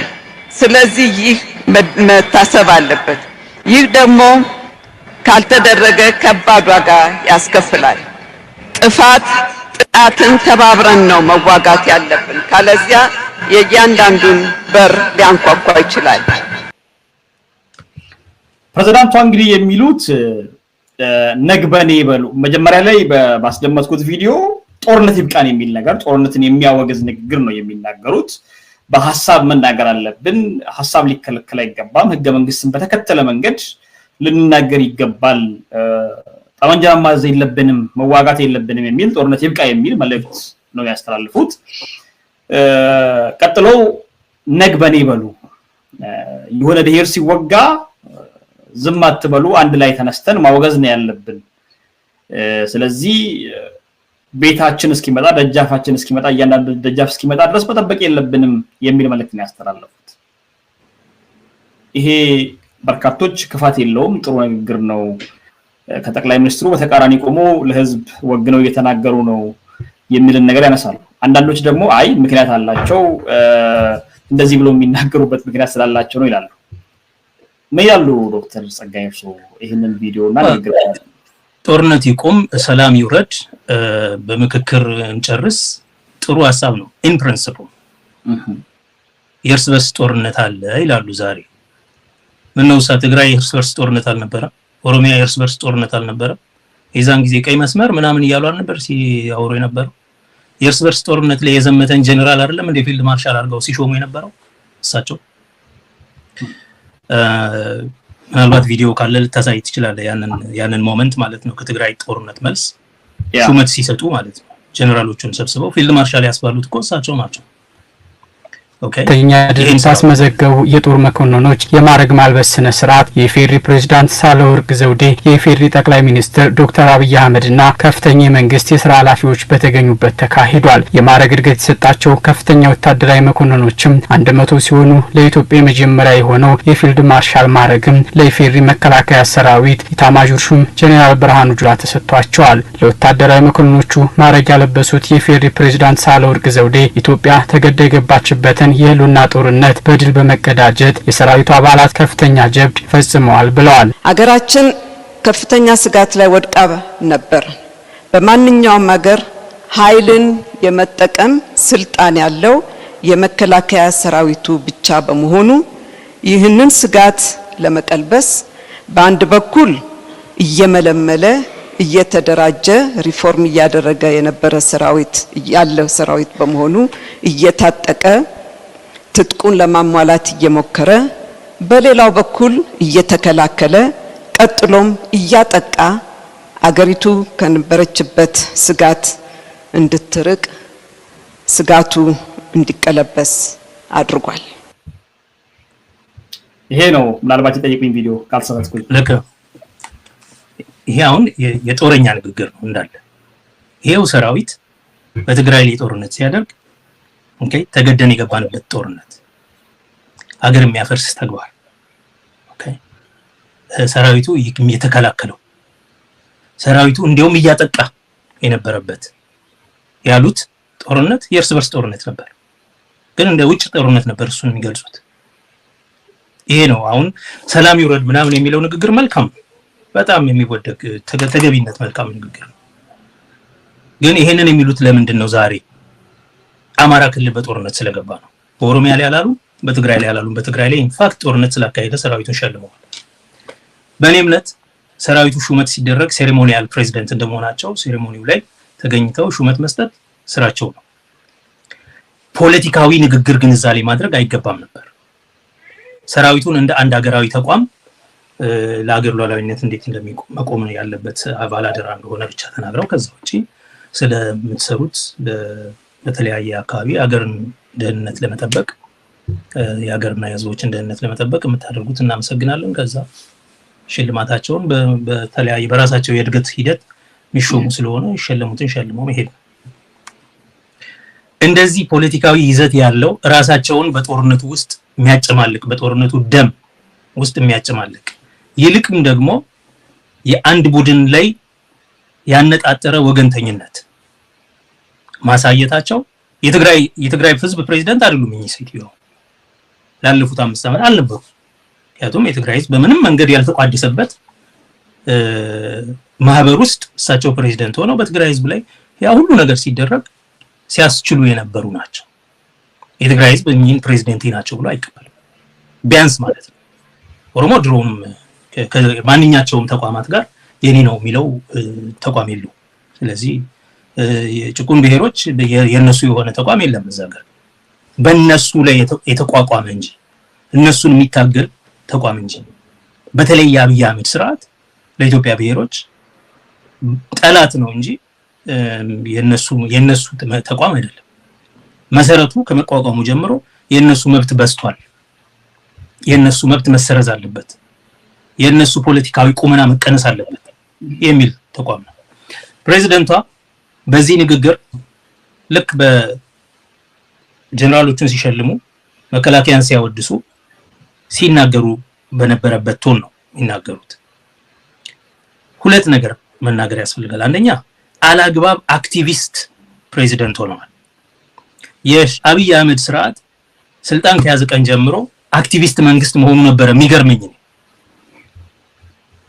አክቲቪዝም በመንግስት አይደለም ያመጣ እኛ ታግለን ለውጡን ምናምን ይላል ይሄ አክቲቪስት መንግስት ከየት ነው የመጣው መንግስትን አስተዳደር ስራ እሱ ነው በተለይ ደግሞ እንደ አሸጋጋሪ መንግስት የሽግግር ሂደቱን አቀላጥፍ እንጂ እነከሌ እየወቀስክ ልክ እንደኛ እንደ ውጭ እንዳለ ሰው 4 ኪሎ እኮ አክቲቪስት መንግስት ነበር ለብዙ ጊዜ ይሄን ነበር ስንተቸ ነበር አሁን ደግሞ አክቲቪስት ፕሬዝዳንት ኖረን ማለት ነው ሰላማዊ ሰልፍ ይፈቀድ ነው እኮ ያሉት አሁን በዚህ እንትን ሌላ ነገር አይደለም ሰሞኑን አዲስ አበባ ተጠይቆ የነበረው ሰላማዊ ሰልፍ ይፈቀድ አንጥላው የራሱን ህገ መንግስታዊ መብትን ማጉላታቸው ትክክል ነው በነገራችን ላይ ሰላማዊ ሰልፍ መፈቀድ አለበት ትክክል ነው እሳቸው ስላሉት ብቻ ሳይሆን ትክክል ነው እኛም ማለት አለበት መፈቀድ የመፍቀድ ስልጣን የለውም አክቹሊ መንግስት ህገ መንግስታዊ መብት ነው እውቅና ሰጥተዋል አስፈላጊውን ፕሮሲጀር አክብረዋል ወይ ነው ለምንም ምክንያት ይሁን የሚሰለፈው ሰው በግልም ሆነ በወል ጦርነትን የሚቀሰቅስ ህዝብን በህዝብ ላይ የሚያነሳሳ ዘር ማጥፋትን የሚያጀግን ኦኬ ይልቁኑ ደግሞ የግለሰቦችን ሆነ የቡድኖችን ስም የሚያጎድፍ ወንጀል የሆነ ተግባርን የኃይል ተግባርን የሚያደርግ የሃይማኖት ተቋማትን የትምህርት ተቋማትን ወይንም ደግሞ የደህንነትና መከላከያ ተቋማትን የሚያነውር ወይም ደግሞ የሚያጠቃ ምክንያቱም በፖለቲካ ስታደርግ በሃይማኖት ተቋማት በኩል ወይም እነሱ ጋር ማድረግ አትችልም እንደዚህ ህግ ስላለ ይሄንን ሲያደርግ በህግ አግባብ ያንን ጥፋተኛውን በወልም ሆነ በቡድንም ሆነ በግል የሚያደርጉ ሰዎችን በህግ ቁጥጥር ስር ታደርጋለህ። ለዛ ነው ፖሊስ እንዲያውቀው ቀድመህ የምትነግራቸው። ፖሊስ ለነዚህ ሁሉ መፍትሄ እንዲሰጥ በአካባቢው እንዲገኝ ለማድረግ ማለት ነው፣ ህገወጥነት እንዳይከሰት። ስለዚህ ይሄንን ማድረግ ሲገባው በዛ ሰልፍ ላይ ሊፈጠር የሚችል ህገወጥነትን ለማገድ የሚያስችል ለማቀብ የሚያስችል አቅሙን አደራጅቶ መሄድ ሲገባው ይልቁኑ ሳይፈጠር ገና ሰላማዊ ሰልፍ ሳይደረግ ሰላማዊ ሰልፉን አገዱት። ይሄ ትክክል አይደለም። ህገ መንግስታዊ መብትን ማገድ ነው። ይሄ ትክክል አይደለም። ፕሬዝዳንቱ ብቻ ሳይሆን ሁሉም ሰው ሊለው የሚገባ ነገር። ብርሃኑ ጁላ ወጥቶ ሰላማዊ ሰልፍ ለምን የከተማ አንጃ ነው የፋኖ የከተማ አንጃ ነው ሊሆን ይችላል በነገራችን ላይ። ይሄንን ግን እሱ አልነበረም ማለት ያለበት። እሱ ወታደር ነው፣ አይመለከተውም። ፖሊስ እንኳን ማለት አይችልም። ይሄን ፖሊስ የፌደራል ፖሊስ የአዲስ አበባ ከተማ ፖሊስ እንኳን ይሄን ማለት አይችልም። ወንጀል ሲፈጸም ወይም የመፈጸም አደጋ ካለ እሱን ፕሪኤምፕት ማድረግ ብቻ ነው ያለው። ይሄን ያህል ሰው ይዘናል፣ በዚህ ምክንያት እንደዚህ የተጣራ ያለ አለ፣ ከዛ በተረፈ ሰላማዊ ሰልፉ ሰላማዊ እንዲሆን ሞክረናል፣ ስላልተቻለ አግደናል ምናምን ሊል ይችላል። ለጊዜው ለዚህ ሳምንት ወይም ላልተወሰነ ጊዜ ምናምን ማለት ይችላል እንጂ ገብቶ የፖለቲካ አንጃናችሁ አይባልም። ሰላማዊ ሰልፉ መፈቀድ ነበረበት። ማለት መፍቀድም ስልጣን የላቸውም፣ መደረግ ነበረበት። አንደርስታንደብል። ወይም የፖሊስ ኃይል የለኝም ሁሉ የሚሰጡት ምክንያት ማለት ነው። የፖሊስ ኃይል የለኝም በዚህ አካባቢ ላይ ሌላ ኢቨንት አለ ምናምን አስተላልፉት ምናምን ማለት ይችላል። አግደው ግን ሌላ ፖለቲካ ነገር ማውራት ትክክል አይደለም። ፕሬዝዳንቷ ያለችው በዚህ ረገድ ያለችው ንግግር ትክክል ነው። መብት መፈራት የለበትም፣ ትክክል ነው። ኦኬ። ሌላ ጊዜ ግን ሌላው ሰው መብት ሲጎድል ቀይ መስመር ምናምን ስትል ነበር። ያ ትክክል አይደለም። አሁን ግን ስለ ሰላማዊ ሰልፍ አንድ ስፔሲፊክ ኢቨንት ማለት ነው አንድ ልዩ ሁኔታ አንስታ መናገሯ የሚያሳየው አክቲቪስት ፕሬዝዳንት እንደሆነች ነው። አክቲቪዝም እንኳን በፕሬዝዳንትነት በቢሮክራትነት አይፈቀድም። እንኳን በፕሬዝዳንትነት በጠቅላይ ሚኒስትርነት አያምርም። በአገር ጠቅላይ ሚኒስትር በፓርቲ ሊደርነት ይቻላል፣ በፓርቲ መሪነት። አሁን የፓርቲ ኮንፈረንስ ላይ ሄዶ አብይ የፈለገውን ይሄ የሚያወራውን በየቀኑ የሚዘባርቀውን ነገር ቢዘባርቅ ለብልጽግና አባላት ይችል ይሆናል። አክቲቪዝም ፓርቲ አክቲቪስት ነው። በመንግስት ፕላትፎርም ግን እንደ ጠቅላይ ሚኒስትር የፖለቲካ አክቲቪዝም ማድረግ አይችልም። ህዝብ የሰጠው ስልጣን አለ። ከባባድ ውሳኔዎችን አገራዊ ውሳኔዎችን እንዲወስን በህዝብ ስም ነው የተሰጠው። ከዛ ውጪ የራሱን ፖለቲካ ዓላማ ራሱ ማራመድ አይችልም። በጠቅላይ ሚኒስትርነት በመንግስትነት በፓርቲነት ነው ማራመድ የሚችለው። የፓርቲ ስብሰባ ላይ ማለት ይችላል። ኦኬ። ቢሮክራቶቹ አይችሉም፣ ሲቪል ሰርቪስ አይችልም፣ ፖሊስ አይችልም፣ መከላከያ አይችልም የአክቲቪስት ስራ መስራት። ኦኬ። እና ፕሬዝዳንቷ የሆነችው አሁን አንደኛ አክቲቪስት ፕሬዝዳንት ነው። ህገ ወጥ ነው፣ ህገ መንግስታዊነት የጎደለው ኃላፊነት የጎደለው ተግባር ነው። አንድ ሁለተኛ አድሏዊነት አሳይታለች። ለምሳሌ ነግበኔ ሊባል ይገባል። ይሄ የእርስ በርስ ጦርነት ነው። የኔ ወገን እስካልተጎዳ እስካልተነካ ድረስ ማለት አያስፈልግም። በተራ በተራ ይደርሰናል ምናምን ትላለች። ዛሬ አልነበረማ ይሄን አንድ አገር ላይ አንድ ክልል ላይ ለይቶ ጦርነት ሲያውጅ ተው ህዝባችንን እየተባላ አይሆንም፣ ይሄ ግድ የለም ሌላ መንገድ ፈልግ ማለት የሚገባው ቀድሞ ነበር። ዛሬ የሷ ወገን ጋር የጦርነት ወላፈን ሲመጣ ፕሪሳይስሊ እሷ የምትለው ዛሬ መሆን የለበትም የምትለው ነገር ነው። ነግበኔ ማለት ነበረባት ትናንት። ነግበኔ ስላላለች ነው ዛሬ በሷ ቤት የመጣው። በሷ ቤት ስለመጣ ደግሞ ዛሬ የኔ ወገን እስካልተነካ አትበሉ ትለናለች። እንደሱ ማለት የነበረብን ትናንት ነበር እኮ እና ዜጋው ማን እንደሆነ አገር ለሷ ማን እንደሆነ በደንብ ያሳየ ኦኬ ደርቲ ሊንን ቆሻሻ አንሶላቸውን ያሳየ ንግግር ነው። ይሄ ያሳፍራል። ግን የማን ፕሬዝዳንት እንደሆነችም አሳየች ማለት ነው። በሌላ አገላለጽ ወገንተኝነቷ ከማን ጋር እንደሆነም የሚያሳይ ንግግር ነው። ይሄ ያሳዝናል፣ ያሳፍራል። ግን አይገርምም። ገና ከበፊት ጀምሮ እንዲነበረ ስንላቸው የነበረው ይሄ መንግስት የኦሮሞ መንግስት የምትሉ ሰዎች ፕሬዝዳንቷ ማን ነች ብላችሁ ጠይቁ። ምክትል ጠቅላይ ሚኒስትሩ ማን ነው ብላችሁ ጠይቁ። ምክትል ኤታማዦር ሹም ማን ነው ብላችሁ ጠይቁ። የውጭ ጉዳይ ሚኒስትር ማን ነው ብላችሁ ጠይቁ። ቢሮክራሲው 70% የማን ነው ብላችሁ ጠይቁ። ፖለቲካዊ አምሮቱ አስፒሬሽኑ ማለት ነው የፖለቲካ አቋሙ ርዕዮቱ ቋንቋው የሚፈልገው ነገር የማንን ጥቅም የሚያራምድ ነው ብላችሁ ጠይቁ። አንድ እኔ ኦሮሞ ነኝ የሚል ጠቅላይ ሚኒስትር ስልጣን ስለያዘ በኦሮሞ ስም አድርጋችሁ ባለጊዜ ተረኛ ምናምን እያላችሁ አትስደቡ። ህዝባችን መከራ ውስጥ ነው ያለው ስንል የለም እናንተ ጠግባችኋል ነው ሲባል ነበር። ያኔ ነግበኔ አልተባለም። ኢንፋክት ቀይ መስመር ስለታለፈ ዝመት፣ አጥቃ፣ እስር፣ ግደል ነበር የሚሉት ያኔ። እሷም ፓርላማው ሁሉም ተቋም በኦሮሞ ላይ ሲሆን እንደዚህ ነበር። በትግራይ ላይ ሲሆን እጅ በደረት አድርገው ነው የዘመቱት። በአካል አልዘመቱም እንጂ። በነገራችን ላይ ትግራይን የሚመለከት የኢትዮጵያ መንግስት ተቋም የለም ዛሬ በየትኛው መልኩ። መከላከያ ከሆነ መከላከያ ሚኒስቴርና የጦሩ ከሆነ ሲወጋቸው ነበር። በውጭ ጠላትም ሲያስወጋቸው ነበር። የፌደራል ፓርላማ ከሆነ የሉበትም። የፌዴሬሽን ምክር ቤት ከሆነ የሉበትም። ካቢኔው ከሆነ የሉበትም። ኦፍ ኮርስ መከላከያ ሚኒስትሩ የትግራይ ተወላጅ ነው፣ ልክ አብይ ኦሮሞ ተወላጅ እንደሆነው ማለት ነው። it doesn't matter። ስለዚህ የትግራይ ህዝብ እየተዳደረ ያለው እንደ ኩርድ ማለት ነው። የሰሜን ኢራቅ ግዛት ከ92 ጀምሮ እንደ ነፃ እንደ አውቶኖመስ ግዛት በስምምነት ብቻ በዓለም አቀፍ እንትን በኔቶ ጠባቂነት ምናምን እንደሚኖረው በእንደዛ አይነት በፕሪቶሪያ ስምምነት አግባብ የሆኑ ነገሮች ነው ጊዜያዊ መንግስት ምናምን በቃ ተብሎ ነው የሚኖሩት። በኢትዮጵያ ውስጥ ውክልና የላቸውም። ምንም የሚታዩበት መንገድ የለም። የብሔረሰቦች ቀን ላይ መነገር ያለበት አንዱ ይሄ ነበር። ይሄ በመካከላችን ከኮቨናንቱ የጎደሉ ከቃል ኪዳኑ መሶብ የጠፉ ወገኖቻችንን ማሰብ እና ማምጣት ሪሜምበር ማድረግ ማምጣት ማለት ሪሜምበሪንግ ወደ አባልነት መመለስ ይሄ ነበር ፕሬዝዳንቷን ቅድም ይላችሁ የሚገባ። ጥሩ ፕሬዝዳንት ይሄንን ነው የሚያስበው።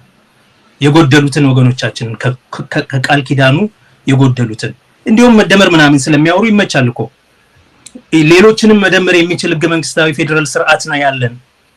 ሌሎችንም ማለት የራስን እድል በራስ በመወሰን መቀላቀል የሚፈልጉ የሚቀላቀሉበት ስለ ቀይ ባህር ምናምን በጦርነትና በዩኤኢ ስራ አስፈጻሚነት ከመዝመት ይልቅ በህገ መንግስታዊ የራስን እድል በራስ የመወሰን መብት ማግኘት የሚችሉት ነገር ነበር።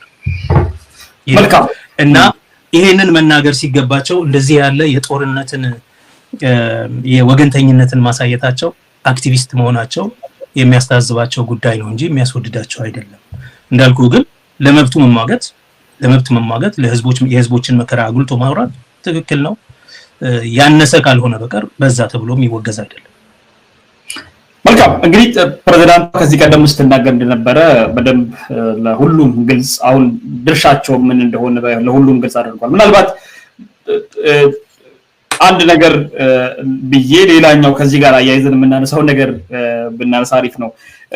ጠቅላይ ፕሬዝዳንቷ የሸለሟቸው ወታደሮችን የትኛውን ጀብድ ሰርቶ የትኛውን የሀገር ወራሪ ኃይል መክተው ነው ተገኝቶ የሸለሙት የሚለው ጥያቄ ነው። ምናልባት እነዛ ወታደሮች የራሳቸውን ህዝቦች ገድሎ የመጡ ናቸው።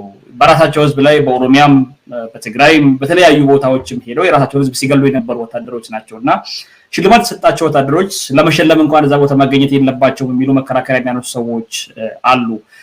እንዲሁ ሴሬሞኒያል ፕሬዝዳንት ስለሆኑ መገኘት ብቻ ሳይሆን ምን ሰርቶ ነው የሚሸለሙት የሚለውን ጥያቄ ማስከተል ነበረባቸው የሚሉን ነገር የሚያነሱ ሰዎች አሉ። እንደው እቺን ልበል ብዬ ነው። ከዚህ ጋር ባሻገር ፕሬዝዳንቷ በብሔር ብሔረሰቦች ቀን ላይ ተከታታ የተናገረችው የራሷን ፖለቲካል ዲስኮርስ ለማሰማት የተጠቀመችበት ስቴጅ ነው የሚል ነገር አንስተዋል ዶክተር ጸጋዬ። በርካታ ሰዎች ይሄን ነገር ይስማሙበታል። ፕሬዝዳንቷና ሌሎች ከሷ ጋር ያሉ አንጃዎች እስር ቤት ያሉ እነ ዮሐንስ ባያለው እነ ክርስቲያን ታደለ እነ ታዬ ደንዳ ያሉ እንደዚህ የተወሰኑ ከጠቅላይ ሚኒስትሩ የተለዩ ሰዎችን የተወሰኑ ግሩፕ ፈጥረው መፈንቅለ መንግስት ለማድረግ እየተዘጋጁ ያሉ ሰዎች ናቸው። ህዝብን ለነሱ ለመሳብ የህዝብን ቀልብ ለነሱ ለመመለስ እየተራመዱ ያሉበት ሁኔታ ነው ያለው የሚል ነገር ያነሳሉ። ይሄ ጉዳይ ደግሞ ብልጽግና ሰሞኑን ሲረብሽ እንደነበረ እርሶም ከትላንት ወዲያ በነበረ ኢንተርቪው ላይ ያነሱትና የነካኩት ነገር ነበር። በመፈንቅለ መንግስት ጉዳይ ላይ ወታደሮቹም ወጥተው በግላጭ የሚናገሩት የነበረው ነገር ነበር። ጠቅላይ ሚኒስትሩ ያሌለ ይመስል ብሎ ነበር ሲገልጹ የነበረው እርሶም እና ይሄ ነገር በዛ መንገድስ ያስኪዳል ወይ? በኢትዮጵያ ላይ አሁን ባለው ተጨባጭ ሁኔታ መፈንቅለ መንግስት አስጊ ነገር ነው ወይ? ብልጽግና እየተረበሸ እንደሆነ ነው የውስጣዊ መረጃዎች የሚያሳዩትና ይሄ እንዴት ይመለከታል እርሶ? የመፈንቅለ መንግስት አደጋ ይኖራል ብዬ ስናገር በቀደም መላምት ነው። ምክንያቱም ይሄ መንግስት ሲፍረከረክ አብረውት የነበሩት በየቀኑ ሲለዩት የሚያሳየው ነገር ከባባድ ኃይለ ቃል ደግሞ ከተለዩት ሰዎች የአቋም ልዩነት ካላቸው ሰዎች ሲመጣ ይሄ ሊገርመን አይገባም። ገና እንደውም ከሲቪሊያን ዲሰንት ከሲቪሊያን መለየት ባሻገር መቃወም ባሻገር የወታደራዊ መፈንቅለ መንግስትም ሊከሰት ይችላል መላምት አስቀምጬ ነበር። ከዛ አልፎ ደግሞ የወታደሮቹ ሰፊ የሆነ የህዝብ ግንኙነት ስራ መስራት የኢታማዦር ሹሙ የአየር ኃይል አዛዡ ወዘተ በአጠቃላይ የመከላከያ ባለስልጣናት በተለያየ አጋጣሚ የሀገሪቷ ብቸኛ ባላደራ ተቋም አድርገው መከላከያውን በጣም እንደ ስኬታማ እንደ ትክክለኛ የሀገርና ዋልታ አድርገው እየገለጹ ያሉበት አካሄድ ስታይ የሙሉ በሙሉ ወደ ፖለቲካል ፎሬይ ውስጥ መግባታቸው ማለትም የፖለቲካ ንግግር ፖለቲካን ፍሮንት ኤንድ ሴንተር ግንባር አድርገው ማዕከል አድርገው ሲጫወቱ ማየት መጀመራችን ምንድነው ወታደራዊ ራሳቸውን ፖዚሽን እያደረጉ ነው ወይ ራሳቸውን ወደዛ ያስጠጉ ነው ወይ የሚል መላምት እንደዚሁ ጥያቄ ሃይፖቴሲስ አንስቼ ነበር። ከዛ ባሻገር እነሱ ደግሞ ሲቪሊያን ተቃውመው መንግስትን ሊገለብጥ ይችላል የሚል ፍርሃትም ያላቸው ይመስላል። ስታየው እነሱ ያወራሉ፣ አብይ ደግሞ እነሱ ካወሩት በላይ ሄዶ ያወድሳቸዋል። ይሄንን ስታይ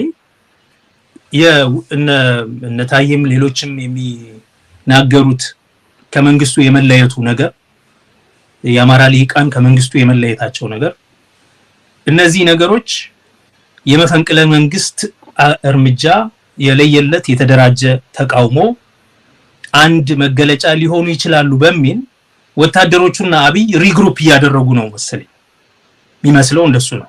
ለምንድን ነው ይሄንን የምንለው?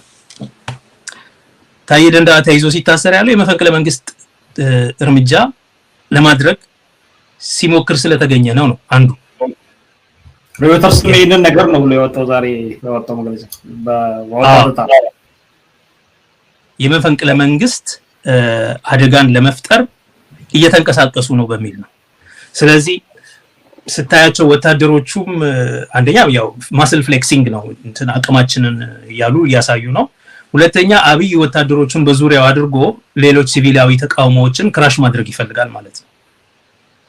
በመሰረቱ ወታደሮቹን ስለፈራ ቀድሞ ነው ደህንነቱንና ወታደሩን ሲረባብሽ የነበረው ጀነራሎችን ከዛ ወዚህ ሲያደርግነት ታከለ ኡማን ሲያባረር አንድ ቡድን ይወጣል ከዚህ ውስጥ ታከለን እንደ ጠቅላይ ሚኒስትር አድርጎ ለማውጣት ይችላል የሚል ፍርሃት ስለነበረው ሲቪሊያኖችን አባሮ ወታደሮቹን በውዞ የማይረቡትን ትልቅ ስልጣን ሰጥቶ ሌሎቹን ወደ ቀናንሶ በዛ መንገድ እየተንቀሳቀሰ እንደነበረ ይታወቃል። ነደመላሽን ወደ ሲያገል ምናምን ማለት ነው። አሁን ሌላ ፍርሃት ነው ያለው። አሁን የአማራ ኃይሎች አሉ፣ እንደነታየ ያሉ የኦህዴድ ሰዎች አሉ። እነዚህ እየተለያዩን ሲሄዱ ስልጣን የማነቃነቅ ሁኔታ ሊከሰት ስለሚችል ወታደሩ ዝም ብሎ አያይም ነው ወታደሮቹ እያሉ ያሉት። መንግስታችን አገራችን ነው። አገራችን ሉዓላዊነት ማለት የመንግስታችን ሉዓላዊነት ስለሆነ የአብይ ወንበር ስለሆነ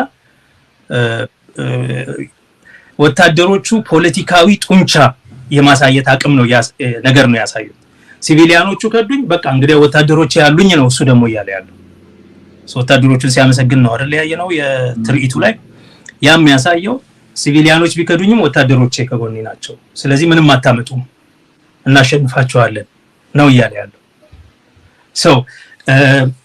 ለነገሩ ግን እንዲህ አይነት መፍረክረክ ሲኖር የመፈንቅለ መንግስት አደጋ ወታደራዊም ሲቪሊያዊ ዲሰንትም የሚጠበቅ ነገር ነው እንዳልኩት ነው ያ ፍርሃት ታየ ማለት ነው አሁንም ግን ሊኖር ይችላል ባለፈው ይሄን ከተናገርን በኋላ በመንግስት ሰዎች ዘንድ ብዙ የጉምጉምታ አለ በካቢኔውም ሰራዊቱም ውስጥ የመፈንቅለ መንግስት አደጋ አለ እንዴ ምናምን የሚል ወሬ ተፈጥሯል which is የሚጠበቅ ነው ግን እነሱ ግን የጦስ ዶሮ ስለሚፈልጉ በየጊዜው በዚህ ሰበብ ደግሞ መፈንቅለ መንግስት እየታቀደ ነው በሚል በጣም ብዙ የአፈና እርምጃ ሊወስዱ ይችላሉ አሁንም ብዙ የአፈና እርምጃ በሲቪሊያን ፖለቲከኞችም ላይ በንጹህ ዜጎችም ላይ በወታደሮችም ከወታደሮቹም ውስጥ ሰው አላቸው ብለው ካመኑ ብዙ የአፈና እንቅስቃሴ ሊያደርጉ ይችላሉ እና ልክ ነው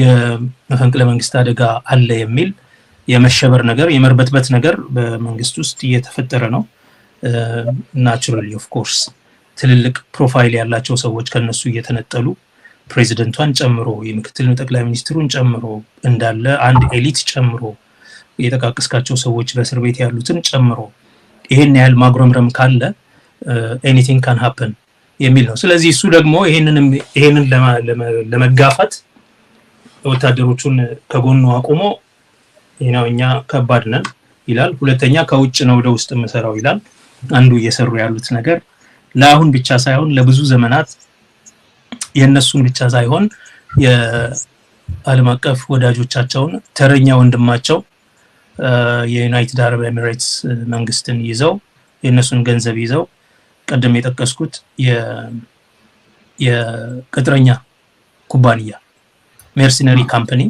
ሁሉ እየመሰረቱ ነው ያሉትና በነገራችን ላይ ይሄ የቀይ ባህር ወሬ የወደብ ጥያቄ ጦርነት ከኢሳያስ ጋር እንዋጋለን የሚለው ምናምን የነሱ አጀንዳ አይደለም የተባበሩ የአረብ ኤሚሬትስ መንግስት አጀንዳ ነውና የአየር ኃይሉን ለዩናይትድ አረብ ኤሚሬትስ ኦልሞስት አሳልፎ መስጠታቸው ሚስጥሩንም ሁሉንም ነገር የለንም አዛዡ እንዳለው ማለት ነው የለንም በቃ በጣም ነው የተዋመን ነው ምናምን የሚለው ነገር የሚያሳየው ሙሉ በሙሉ የኢትዮጵያን የአየር ሉዓላዊነት ሙሉ በሙሉ እንደሸጡት የሚያሳይ ነው ይሄ በጣም ሲሪየስ ነገር ስለሆነ የአየር ሉዓላዊነት የመከላከያ ሉዓላዊነት ከዛው ጋር ማለት ነው በመከላከያ የሚጠበቅ ሉዓላዊነት ሙሉ በሙሉ ለዩናይትድ አረብ ኤሚሬትስ የተሰጠ መሆኑን ማወቅ ያስፈልጋል እና ማንንም ስለ ኢትዮጵያ ግድ የሚለው ሰው ይሄንን ነገር በአትኩሮት ሊያየው የሚገባበት ጊዜ ነው አደገኛ የክህደት ተግባር ተፈጽሟል ስለ ነበር ከዚህ በፊት አሁን ከክህደት ያለፈ ነው አይደለም ኢትዮጵያን የአካባቢውን ቀጣናውን እስከ ማላዊ ድረስ በሚደርስ ደረጃ ዲስቴብላይዝ የማድረግ እንደ ቫግነር አይነት የሜርሰነሪ ካምፓኒ እየመሰረቱ ነው ስማቸው ነበረኝ አንዱ ጽሁፍ ላይ አሁን ጽሁፉ በእጄ እዚህ በቅርብ ስላይድ ነው እሱንና በቀደም የጠቀስኩትን ጀነራል ማይሊ የአሜሪካ ጀነራል እንዴት ከትራምፕ ራሱን ለማራቅ ሲሞክር ነበር እነዚህን ሊስቶች ልክልሃለሁኝ በተለያየ መንገድ እንድትገልጸው አሁን ኖት ማስታወሻ በእጄ አጠገቤ ስለሌለ ነው ስም አለው አንድ የኢትዮጵያ መከላከያ ጀነራል ወንድማገኝ ነው ወስናች እንደዚህ የሚል ስም ወንድማገኝ ጀነራል የሚመራው ጀነራል ባጫ ደበሌ ያለበት የአምባሳደር ጀነራል ባጫ ደበሌ ያለበት ሌሎችም እነ ብራኑ ጁላም ያሉበት ከፍተኛ እና አንድ የሱዳን ሰው ያለበት የሶማሊ ያለበት ከፍተኛ የወታደር የሜርሰነሪ አደገኛ የሆነ ዓለም አቀፋዊ የቅጥረኝነት ስራ የሚሰራ ካምፓኒ ኩባንያ እየመሰረቱ ነው አክቹሊ መስርተዋል እንደሚታወቀው እስካሁን ድረስ በሱዳን ያለው ግጭት ላይ አብይ አህመድ የዩናይትድ አረብ ኤሚሬትስ የመሳሪያ አቀባባይ የሄሜቲ ማለትም የመሐመድ ዳጋሎ መሳሪያ የሚሰጠው በአብይ በኩል ነው እና ኢንፋክት ለሱ ሰጣለሁ ብሎ ከሚቀበለው የሆነ ፐርሰንቱን ብቻ እየሰጠ ነው ለራሱ ጦርነት እየተጠቀመ ያለው። ስለዚህ ሰሜን ሱዳንን በአብይ በኩል ዩናይትድ አረብ ኤሚሬትስ ትንጣለች። አት ዘ ሴም ታይም ደግሞ አሁን ዩናይትድ አረብ ኤሚሬትስ በአፍሪካ ውስጥ በሱዳንም እስከ ማላዊ ድረስ ያሏትን የኢኮኖሚ ጥቅሞች፣ በቀይ ባህር ላይ ያላትን ጥቅሞች፣ ከሳውዲ ጋር ያላትን ፍትጊያ በሙሉ የምትወጣበት የአብይን ጦር ማገዝና የነሱን አየር ኃይል መግዛት ብቻ ሳይሆን መረከብ ብቻ ሳይሆን ለወደፊትም እንደ ቫግነር አይነት ዓለም አቀፋዊ የቅጥረኛ ተቋም መስርተዋል።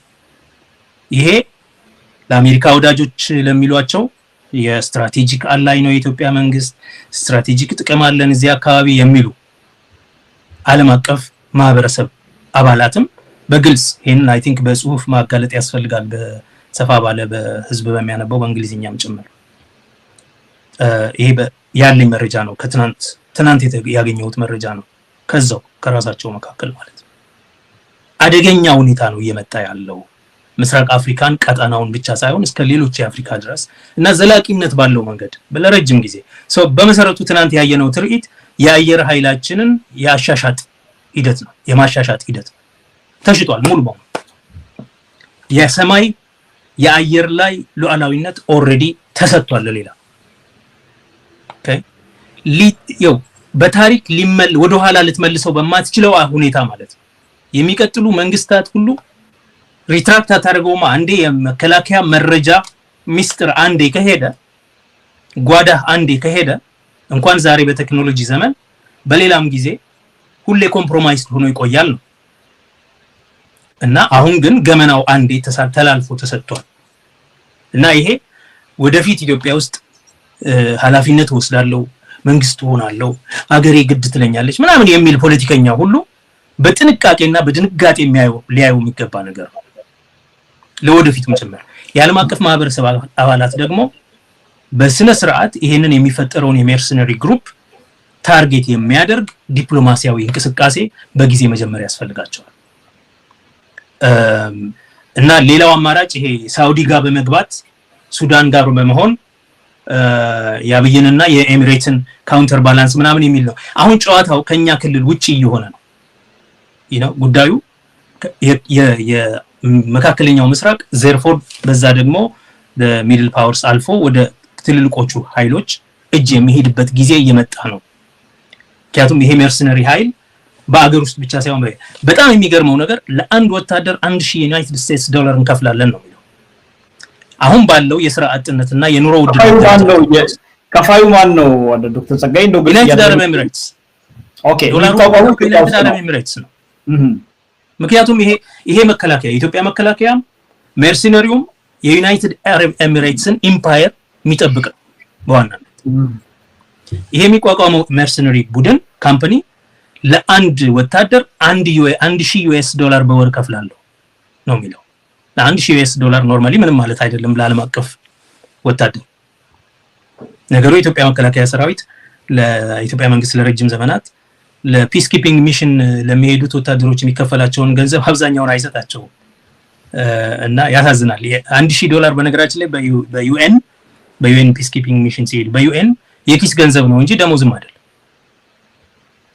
እና ለመከላከያ ደግሞ ከዛ የበለጠ ነው። ግን የኢትዮጵያ መንግስት አንዱ ችግሩ ወታደሮቹ ብዙ ጊዜ ይሄንን ብርሃኑ ጁላ ያውቃል።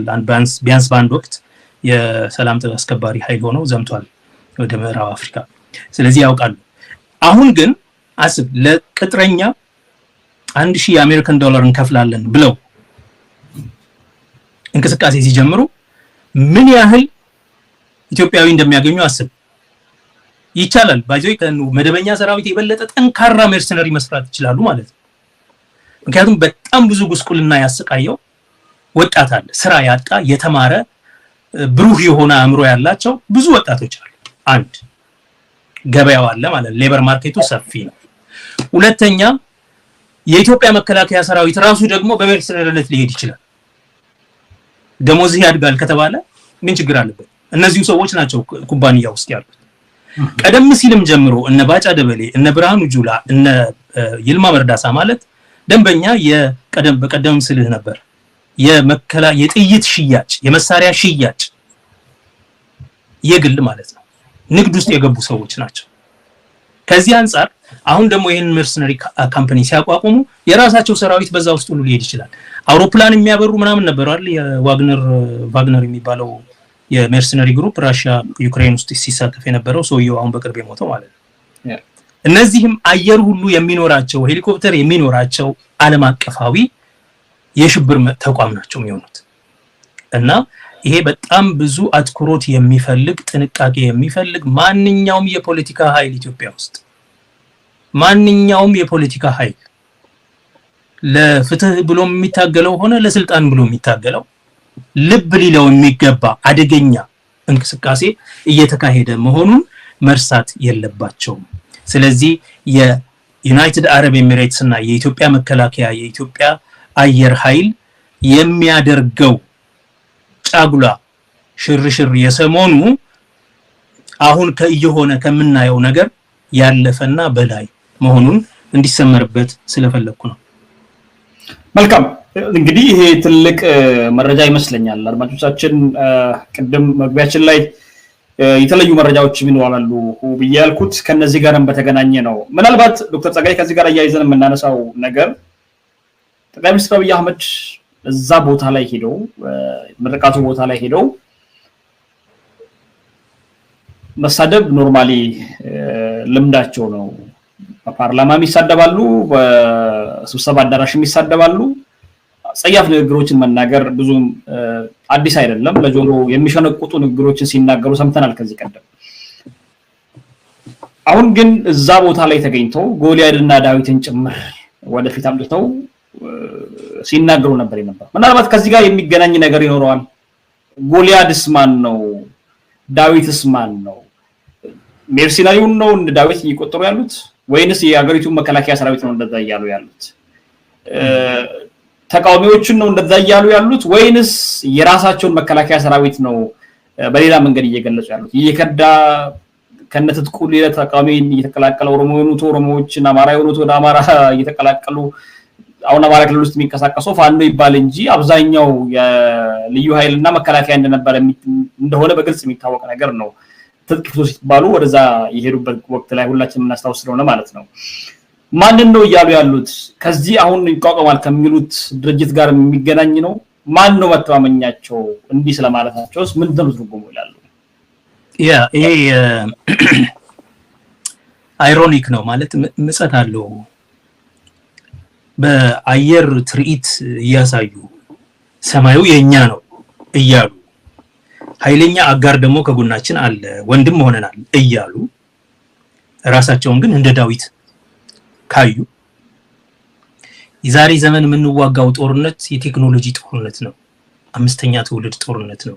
የሳይበር ጦርነት ነው። የአየር ጦርነት ነው እንጂ እንደ ድሮ ክላሽ ይዞ እዚህ ማለት ቀርቷል እያሉ ከዚህ በፊትም ለደብረጽዮን ነግሬዋለሁ በድሮን እንደምወጋው አትችሉንም፣ በጉልበት ይህንን መንግስት መቀየር አይቻልም እያሉ የሚፎክሩ ሰዎች ራሳቸውን እንደ ዳዊት በወንጭፍ የታገለውን ዳዊት ማለት ነው። እንግዲህ ዳዊትና ጎልያድ ስትል የመጽሐፍ ቅዱስን የምታወራ ከሆነ ጎልያድ ጥሩር ያለው በጣም ብዙ የትጥቅ ያለው ግንባሩን በብረት የሸፈነ ምናምን ከግንባሩ በቀር በብረት የሸፈነ ምናምን ነው። ዳዊት ደግሞ አንድ ትንሽ ልጅ እረኛ ነው። እንዴት ይሄንን ታምጡብኛላችሁ ሁሉ ብሎ ፎክሯል። እንዴት ብትንቁኝ ነው ይሄንን ውሻ እንዴት ምናምን ያለ። ምክንያቱም ብዙ ትጥቅ ያለው ብዙ ሰራዊት ያለው በየቀኑ እየወጣ እስራኤል ላይ የሚፎክር የነበረ ነው የሚለው። በየቀኑ ዳዊት ይሄንን ያየው እግረ መንገዱን ለወንድሞቹ ምግብ ሊያደርስ ሲሄድ ነው ያየው ነው የሚለው መጽሐፍ ቅዱስ ትርክቱ ከሆነ።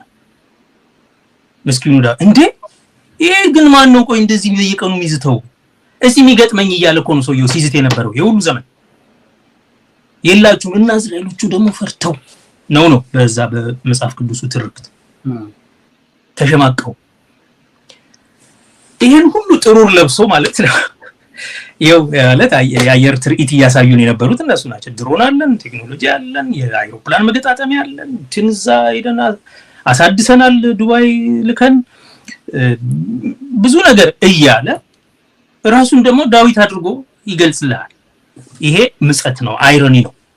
this is ironic አይሮኒ የሚባለው ማለት ነው። ይሄ ተቃርኗዊ የሆነ ንግግር ይሄንን እያሳየ at the same time እኛ ዳዊት ነን ካልክ ችግር ነው።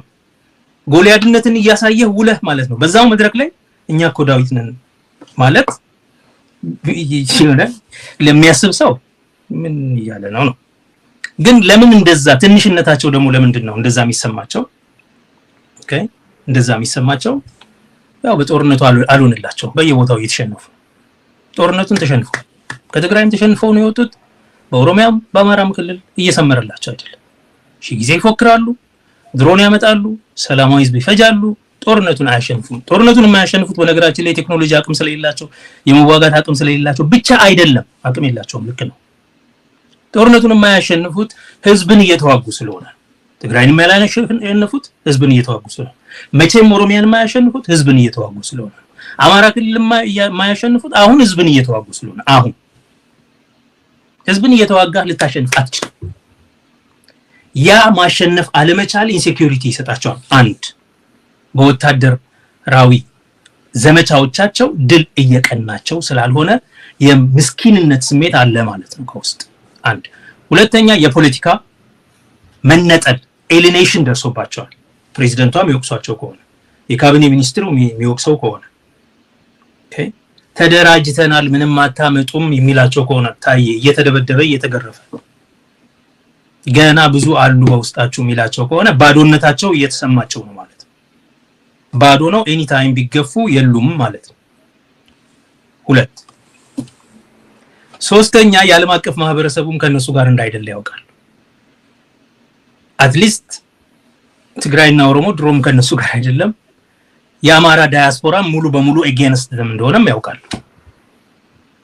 ይሄ ምስኪንነት ለምን መሰለ እነዚህ ላይ ነበር ዲፔንድ ያደረጉት 5 ዓመት በሙሉ በዋናነት የኢትዮ አማራ ዳያስፖራ ላይ ነው ተመርኩዘው ዲፕሎማሲውንም ምኑንም ሲሰሩ የነበሩት ኖሞርም ምንም ሲሉ የነበሩት ማለት ነው። አሁን እንደዛ የሚልላቸው የለም።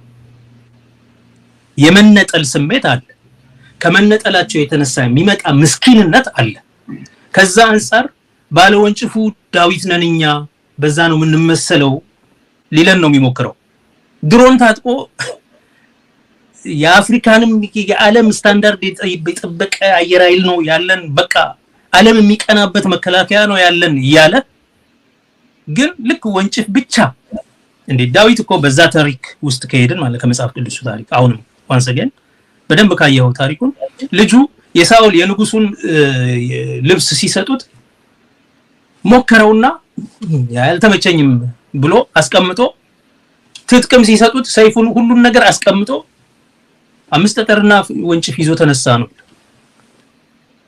በቃ አልተመቸው። ይሄን ሁሉ ነገር ያለው እሱ ግን ይሄን ሁሉ ነገር እያሳዩን ማለት ነው። በዚህ ትርኢት ላይ ደግሞ መጥቶ እነሱ የሚሰማቸው ፖለቲካል ኤሊኔሽን አለ፣ ወታደራዊ ዲፊት አለ። ሚሊተሪሊ ዲፊትድ ናቸው፣ ፖለቲካሊ ኤሊኔትድ ናቸው። ቀድሞውንም ኮዝ የላቸውም። ኢንተርናሽናሊም ኤሊኔትድ ናቸው። ሳውዲ አረቢያ ሄደው ክፍ ነው የተባሉት። ኢሳያስ የዛ ሪጅኑን በሙሉ እንትን ይዟል። በነገራችን ላይ ሱዳን ከኢጋድ ወጥቻለሁ እያለች ነው። አሁን ወጣለች ኦፊሻል ኦልሞስት ኢጋድ የአብይ መሳሪያ ሆኗል የሚል ማለት ነው። ሱዳን ይወጣለው እያለች ነው፣ ሰሜን ሱዳን ማለት ነው። እነዚህ ነገሮች ስላሉ የመነጠል ስሜት አለ። ፈረንጆቹም ሁሉም ሰው ፊቱን ሲያዞርበት ማለት ነው። ከዚህ አንፃር የተጠቀመው ሊሆን ይችላል። ሳይኮሎጂካሊ ነው አሁን ትንተናውን እየሰጠው ያለሁት። ከዛ በመለስ ግን እውነተኛው ዳዊት ይሄ በየአማጽያኑ ናቸው። ኦነግ የኦሮሞ ነጻነት ሰራዊት ነፋኖ አሁን አይደለም እንጂ ትግራይ መከላከያ ሰራዊት እነዚህ ናቸው ዳዊቶቹ በክላሽ ድሮንን እየተቋቋሙ ያሉት።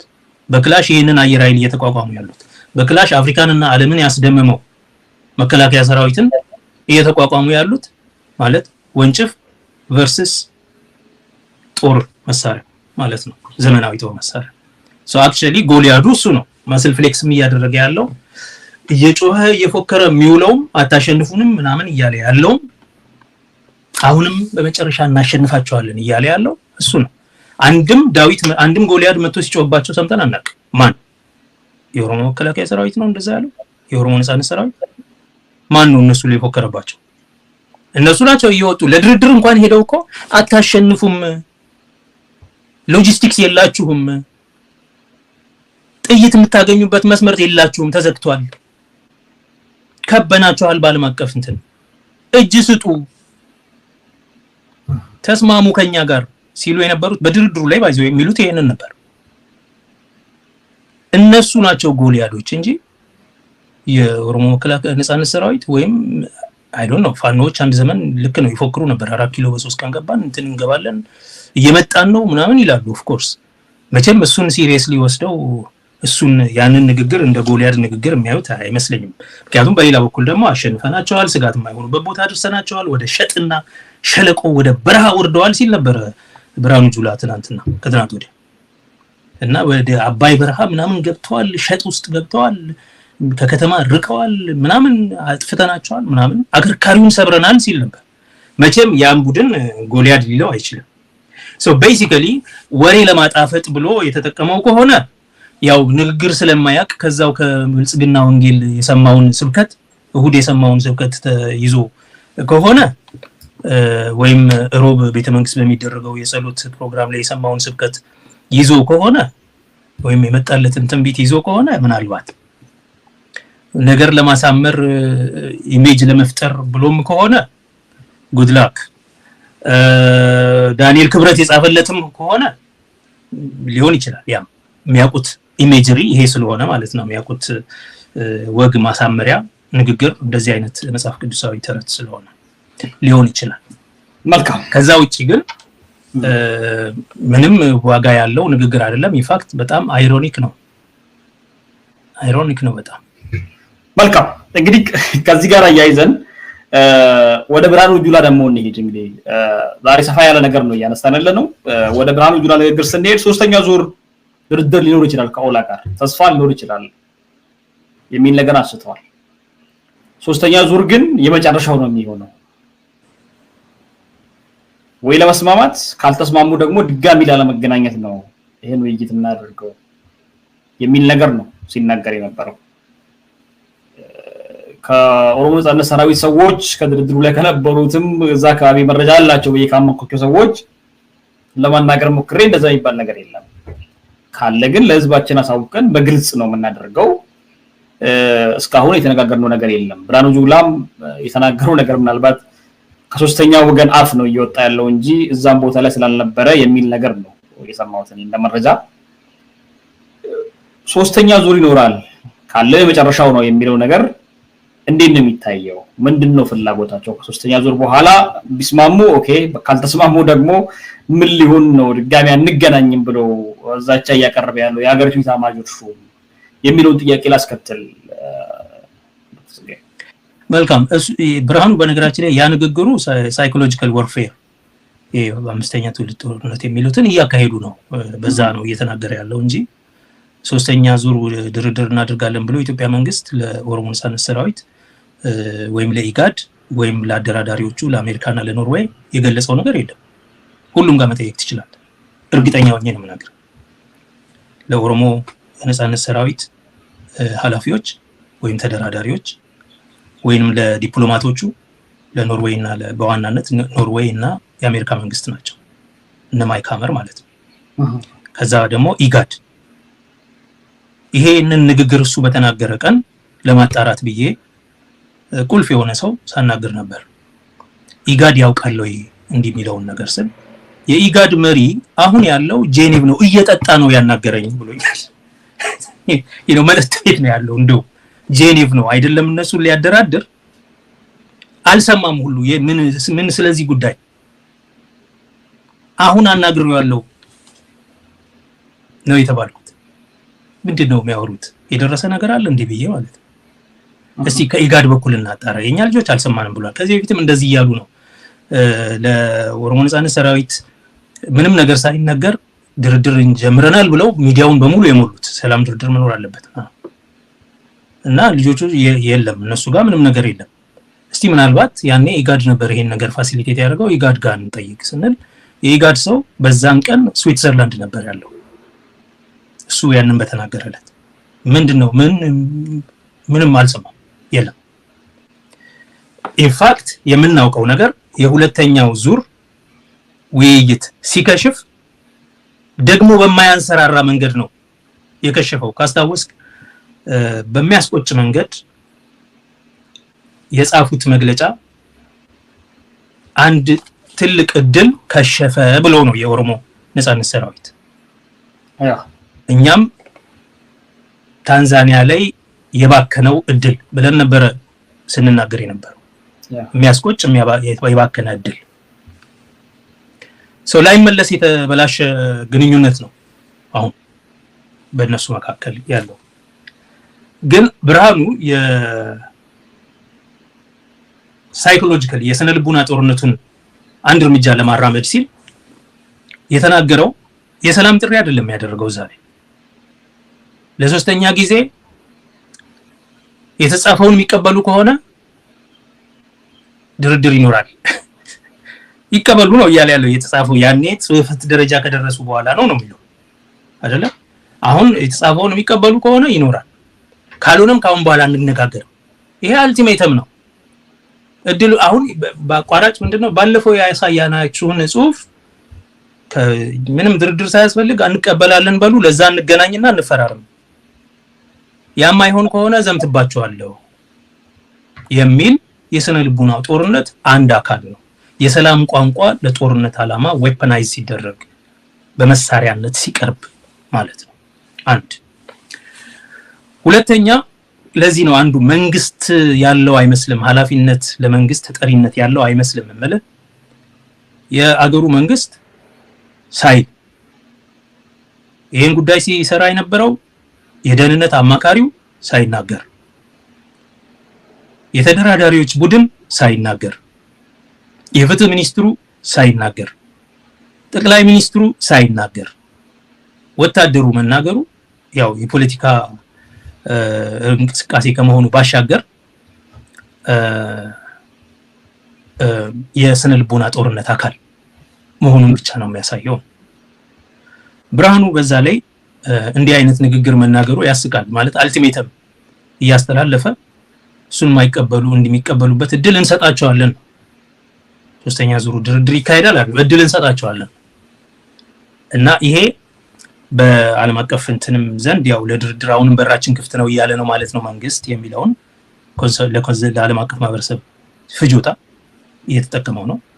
ለኦሮሞ ነጻነት ግንባር ቀድሞ የሰላም ወሬ በማውራት አሁንም እኛ እየጠበቀን ነው። ባለፈውም እናንተ ናችሁ ያበላሻችሁት የውጭ ሰዎችን በመስማት እያለ ነው። ከዛ ባሻገር ግን ያንን የደረስንበትን ለንፈራረም የነበረው ወረቀት ከተቀበላችሁ እድሉን ይኖራችኋል፣ ካልበለዚያ ግን እንደግመን አንገናኝም እያለ ነው። በዛው ተርም ነው ያንን ተርም ተቀበሉ፣ አልበለዚያ በቃ ይበቃናል ነው እያለ ያለው። ይሄ እንደ ወታደር እንደ አገርም በኢትዮጵያ በኩል የድርድር እድልን ዘግተናል እያለ ነው። ይሄ የሰላም ጥሪ ሳይሆን ዛቻ። የሆነ ሆኖ ግን እንደዚህም የሚል እንኳን ግብዣ፣ እንደዚህም የሚያስፈራራ ዛቻ እንኳን ደብዳቤ አልተጻፈ፣ ለዲፕሎማቶቹም አልተነገረም፣ አያውቁ። እነ ማይክ ሀመርም እነ ፒተርሰን የንስ ፒተርሰን የኖርዌይ ወኪል አምባሳደር፣ የቀድሞ አምባሳደር እነ ዶክተር ወርቅነህ ኢጋድ ማለት ነው ምንም ነገር እንዳለ አልሰሙም። ስለዚህ የሶስተኛ ዙር ድርድር እንዲኖር እንመኛለን። የምር ድርድር፣ የምር የፖለቲካ ልዩነቶችን ለማጥበብ ፖለቲካዊ ስምምነት ሴትልመንት ለማምጣት የሚያስችል እውነተኛ ድርድር እንዲኖር እንመኛለን። እሱ ቀርቶ ይሄ የብርሃኑ ጁላ አልቲሜተም እንኳን ግን ለኦሮሞ ነጻነት ሰራዊት፣ ለተደራዳሪዎች፣ አደራዳሪ ዲፕሎማቶች እንደዚሁም ለአደራዳሪው ተቋም አደራዳሪ ነኝ ብሎ አትሊስት የአብይ ቀኝ እጅ ነው ግን ብሎ የቀረበው ኢጋድ አልሰማንም አላየንም ብሏል። በኦፊሻል መግለጫ አላወጡም። አውጡ ነው እኛ ደግሞ የምንላቸው አውጡ። እንደዛም ከሆነ ሰውየው የሚለውን ነገር እኛ አልሰማንም። ባለፈው ድርድሩ ካለፈ በኋላ መግለጫ ወጥቷል አይደል? ኢጋድም የኦሮሞ ነጻነት ሰራዊትም መንግስትም በራሱ መንገድ ገልጿል። ሬድዋን አትሊስት በትዊተር ገልጿል። ልክ እንደዛው አሁንም ብርሃኑ እንደዚህ ሲል እነሱ ቶሎ ብለው ይሄ ጥሩ ሐሳብ ነው እንግዲህ ይሄን ጥያቄ እናደርጋለን ብለው ይሄንን አጀንዳ እናደርጋለን ብለው ለአወደራዳሪዎቹ ለዲፕሎማቶቹ ምናምን ሲጽፉ ማየት ነበረብን። ያንን ካላደረጉ ደግሞ ቢያንስ እስካሁን ድረስ ምንም ነገር እንደሌለ መግለጽ አለባችሁ እያልን ነው። እኛ ሲኖር እንገልጻለን፣ እስከዛ ድረስ ዝም ብለን እኛ ያልነው የሰማነው የለም ብለን እንዳይጠይቁ አናደርግም በሚል ዝም ብለዋል እስካሁን ድረስ። ከዛ ይልቅ ሌላ ከባድ አጀንዳ በእጃቸው አለ። ሱዳን ለቃለው እያለች ነው፣ ሶማሌዎቹ ብዙ ነገር አላቸው የሚሉት ራሱ ኢጋድ የራሱ ራስ ምታት ስላለው በዚህኛው ጉዳይ ላይ የተጠመደ አይመስለኝም። መልካም መጨረሻ የምናደርገው ትልቅ ሚስጥር የሆነ ሊሆንም የሚችል እኛም 3 ዓመት 4 ዓመት ስንናገርበት የነበረው ራሱ ጠቅላይ ኤታማዦር ሹሙ የተናገሩትን ነገር እንድናነሳ ነው የፈለኩት። የአማራ ታጋዮችን በሚናገሩበት ጊዜ አማራ ተገደለ፣ አማራ ተፈናቀለ የሚለው ራሱ አማራንን ለአማራ ታገላለሁ የሚለው ቡድን ነው ሲያደርግ የነበረው ላለፉት ዓመታት ብለን እኛ ስንናገር አይደለም አማራ ተፈናቅሏል፣ ይሄን ነገር ደግሞ የሚያደርገው የኦሮሞ ነጻነት ሰራዊት እነሱ ኦነግ ሸኔ ብሎ የሚጠሩት ነው ብሎ ነው መከላከያም ከነሱ ጎን ተሰልፎ ይሄን ነገር ሲያደርግ ነበር የነበረው። ብርሃኑ አሁን የአገሪቱን እያንዳንዱን ጓዳ ጎድጓዳ የሚያውቅ ማን ምን እንዳደረገ የሚያውቅ ሰው ነውና ያ ሁሉ ሰው ሲያልቅ የኦሮሞ ነጻነት ሰራዊት ነው ያደረገው ሲባል ፓርላማውም ሲለቀስ ፕሬዝዳንቷም ቀይ መስመር ሲያሰምሩ አዎ ትክክል ነው ብሎ ነበር ዝም ብሎ የተቀበሉት። አሁን ከአማራ ታጋዮች ወይ ደግሞ ከአማራ ፋኖነን ከሚሉ ሰዎች ጋር ሲጣላ አማራ ሲገሉ የነበሩት እነሱ ናቸው የሚል ሚስጥር አወጣ። ይሄ ምንድነው ቫልዩ በአጠቃላይ ለአማራ በኦሮሚያ ውስጥ ይፈናቀላል ለሚባለው አማራስ የአማራ መብት ይገድላል ለሚሉ ሰዎችስ የብርሃኑ ጁላስ ንግግር ትክክል ተአማኝነት ነው ወይ? የነሱን ስልጣን ላይ ይሄ የብርሃኑ ጁላ ንግግር በብዙ መንገድ በጣም አሳፋሪ ንግግር ነው። በብዙ መንገድ እንዳልኩ አንደኛ ይሄ ፖለቲካዊ ውይይት ነው፣ ፖለቲካዊ ንግግር ነው። ፖለቲካ ውስጥ መናገር አልነበረበትም። ኦኬ። ሁለተኛ በጣም አስቀያሚ ነገር ነው የተናገረው።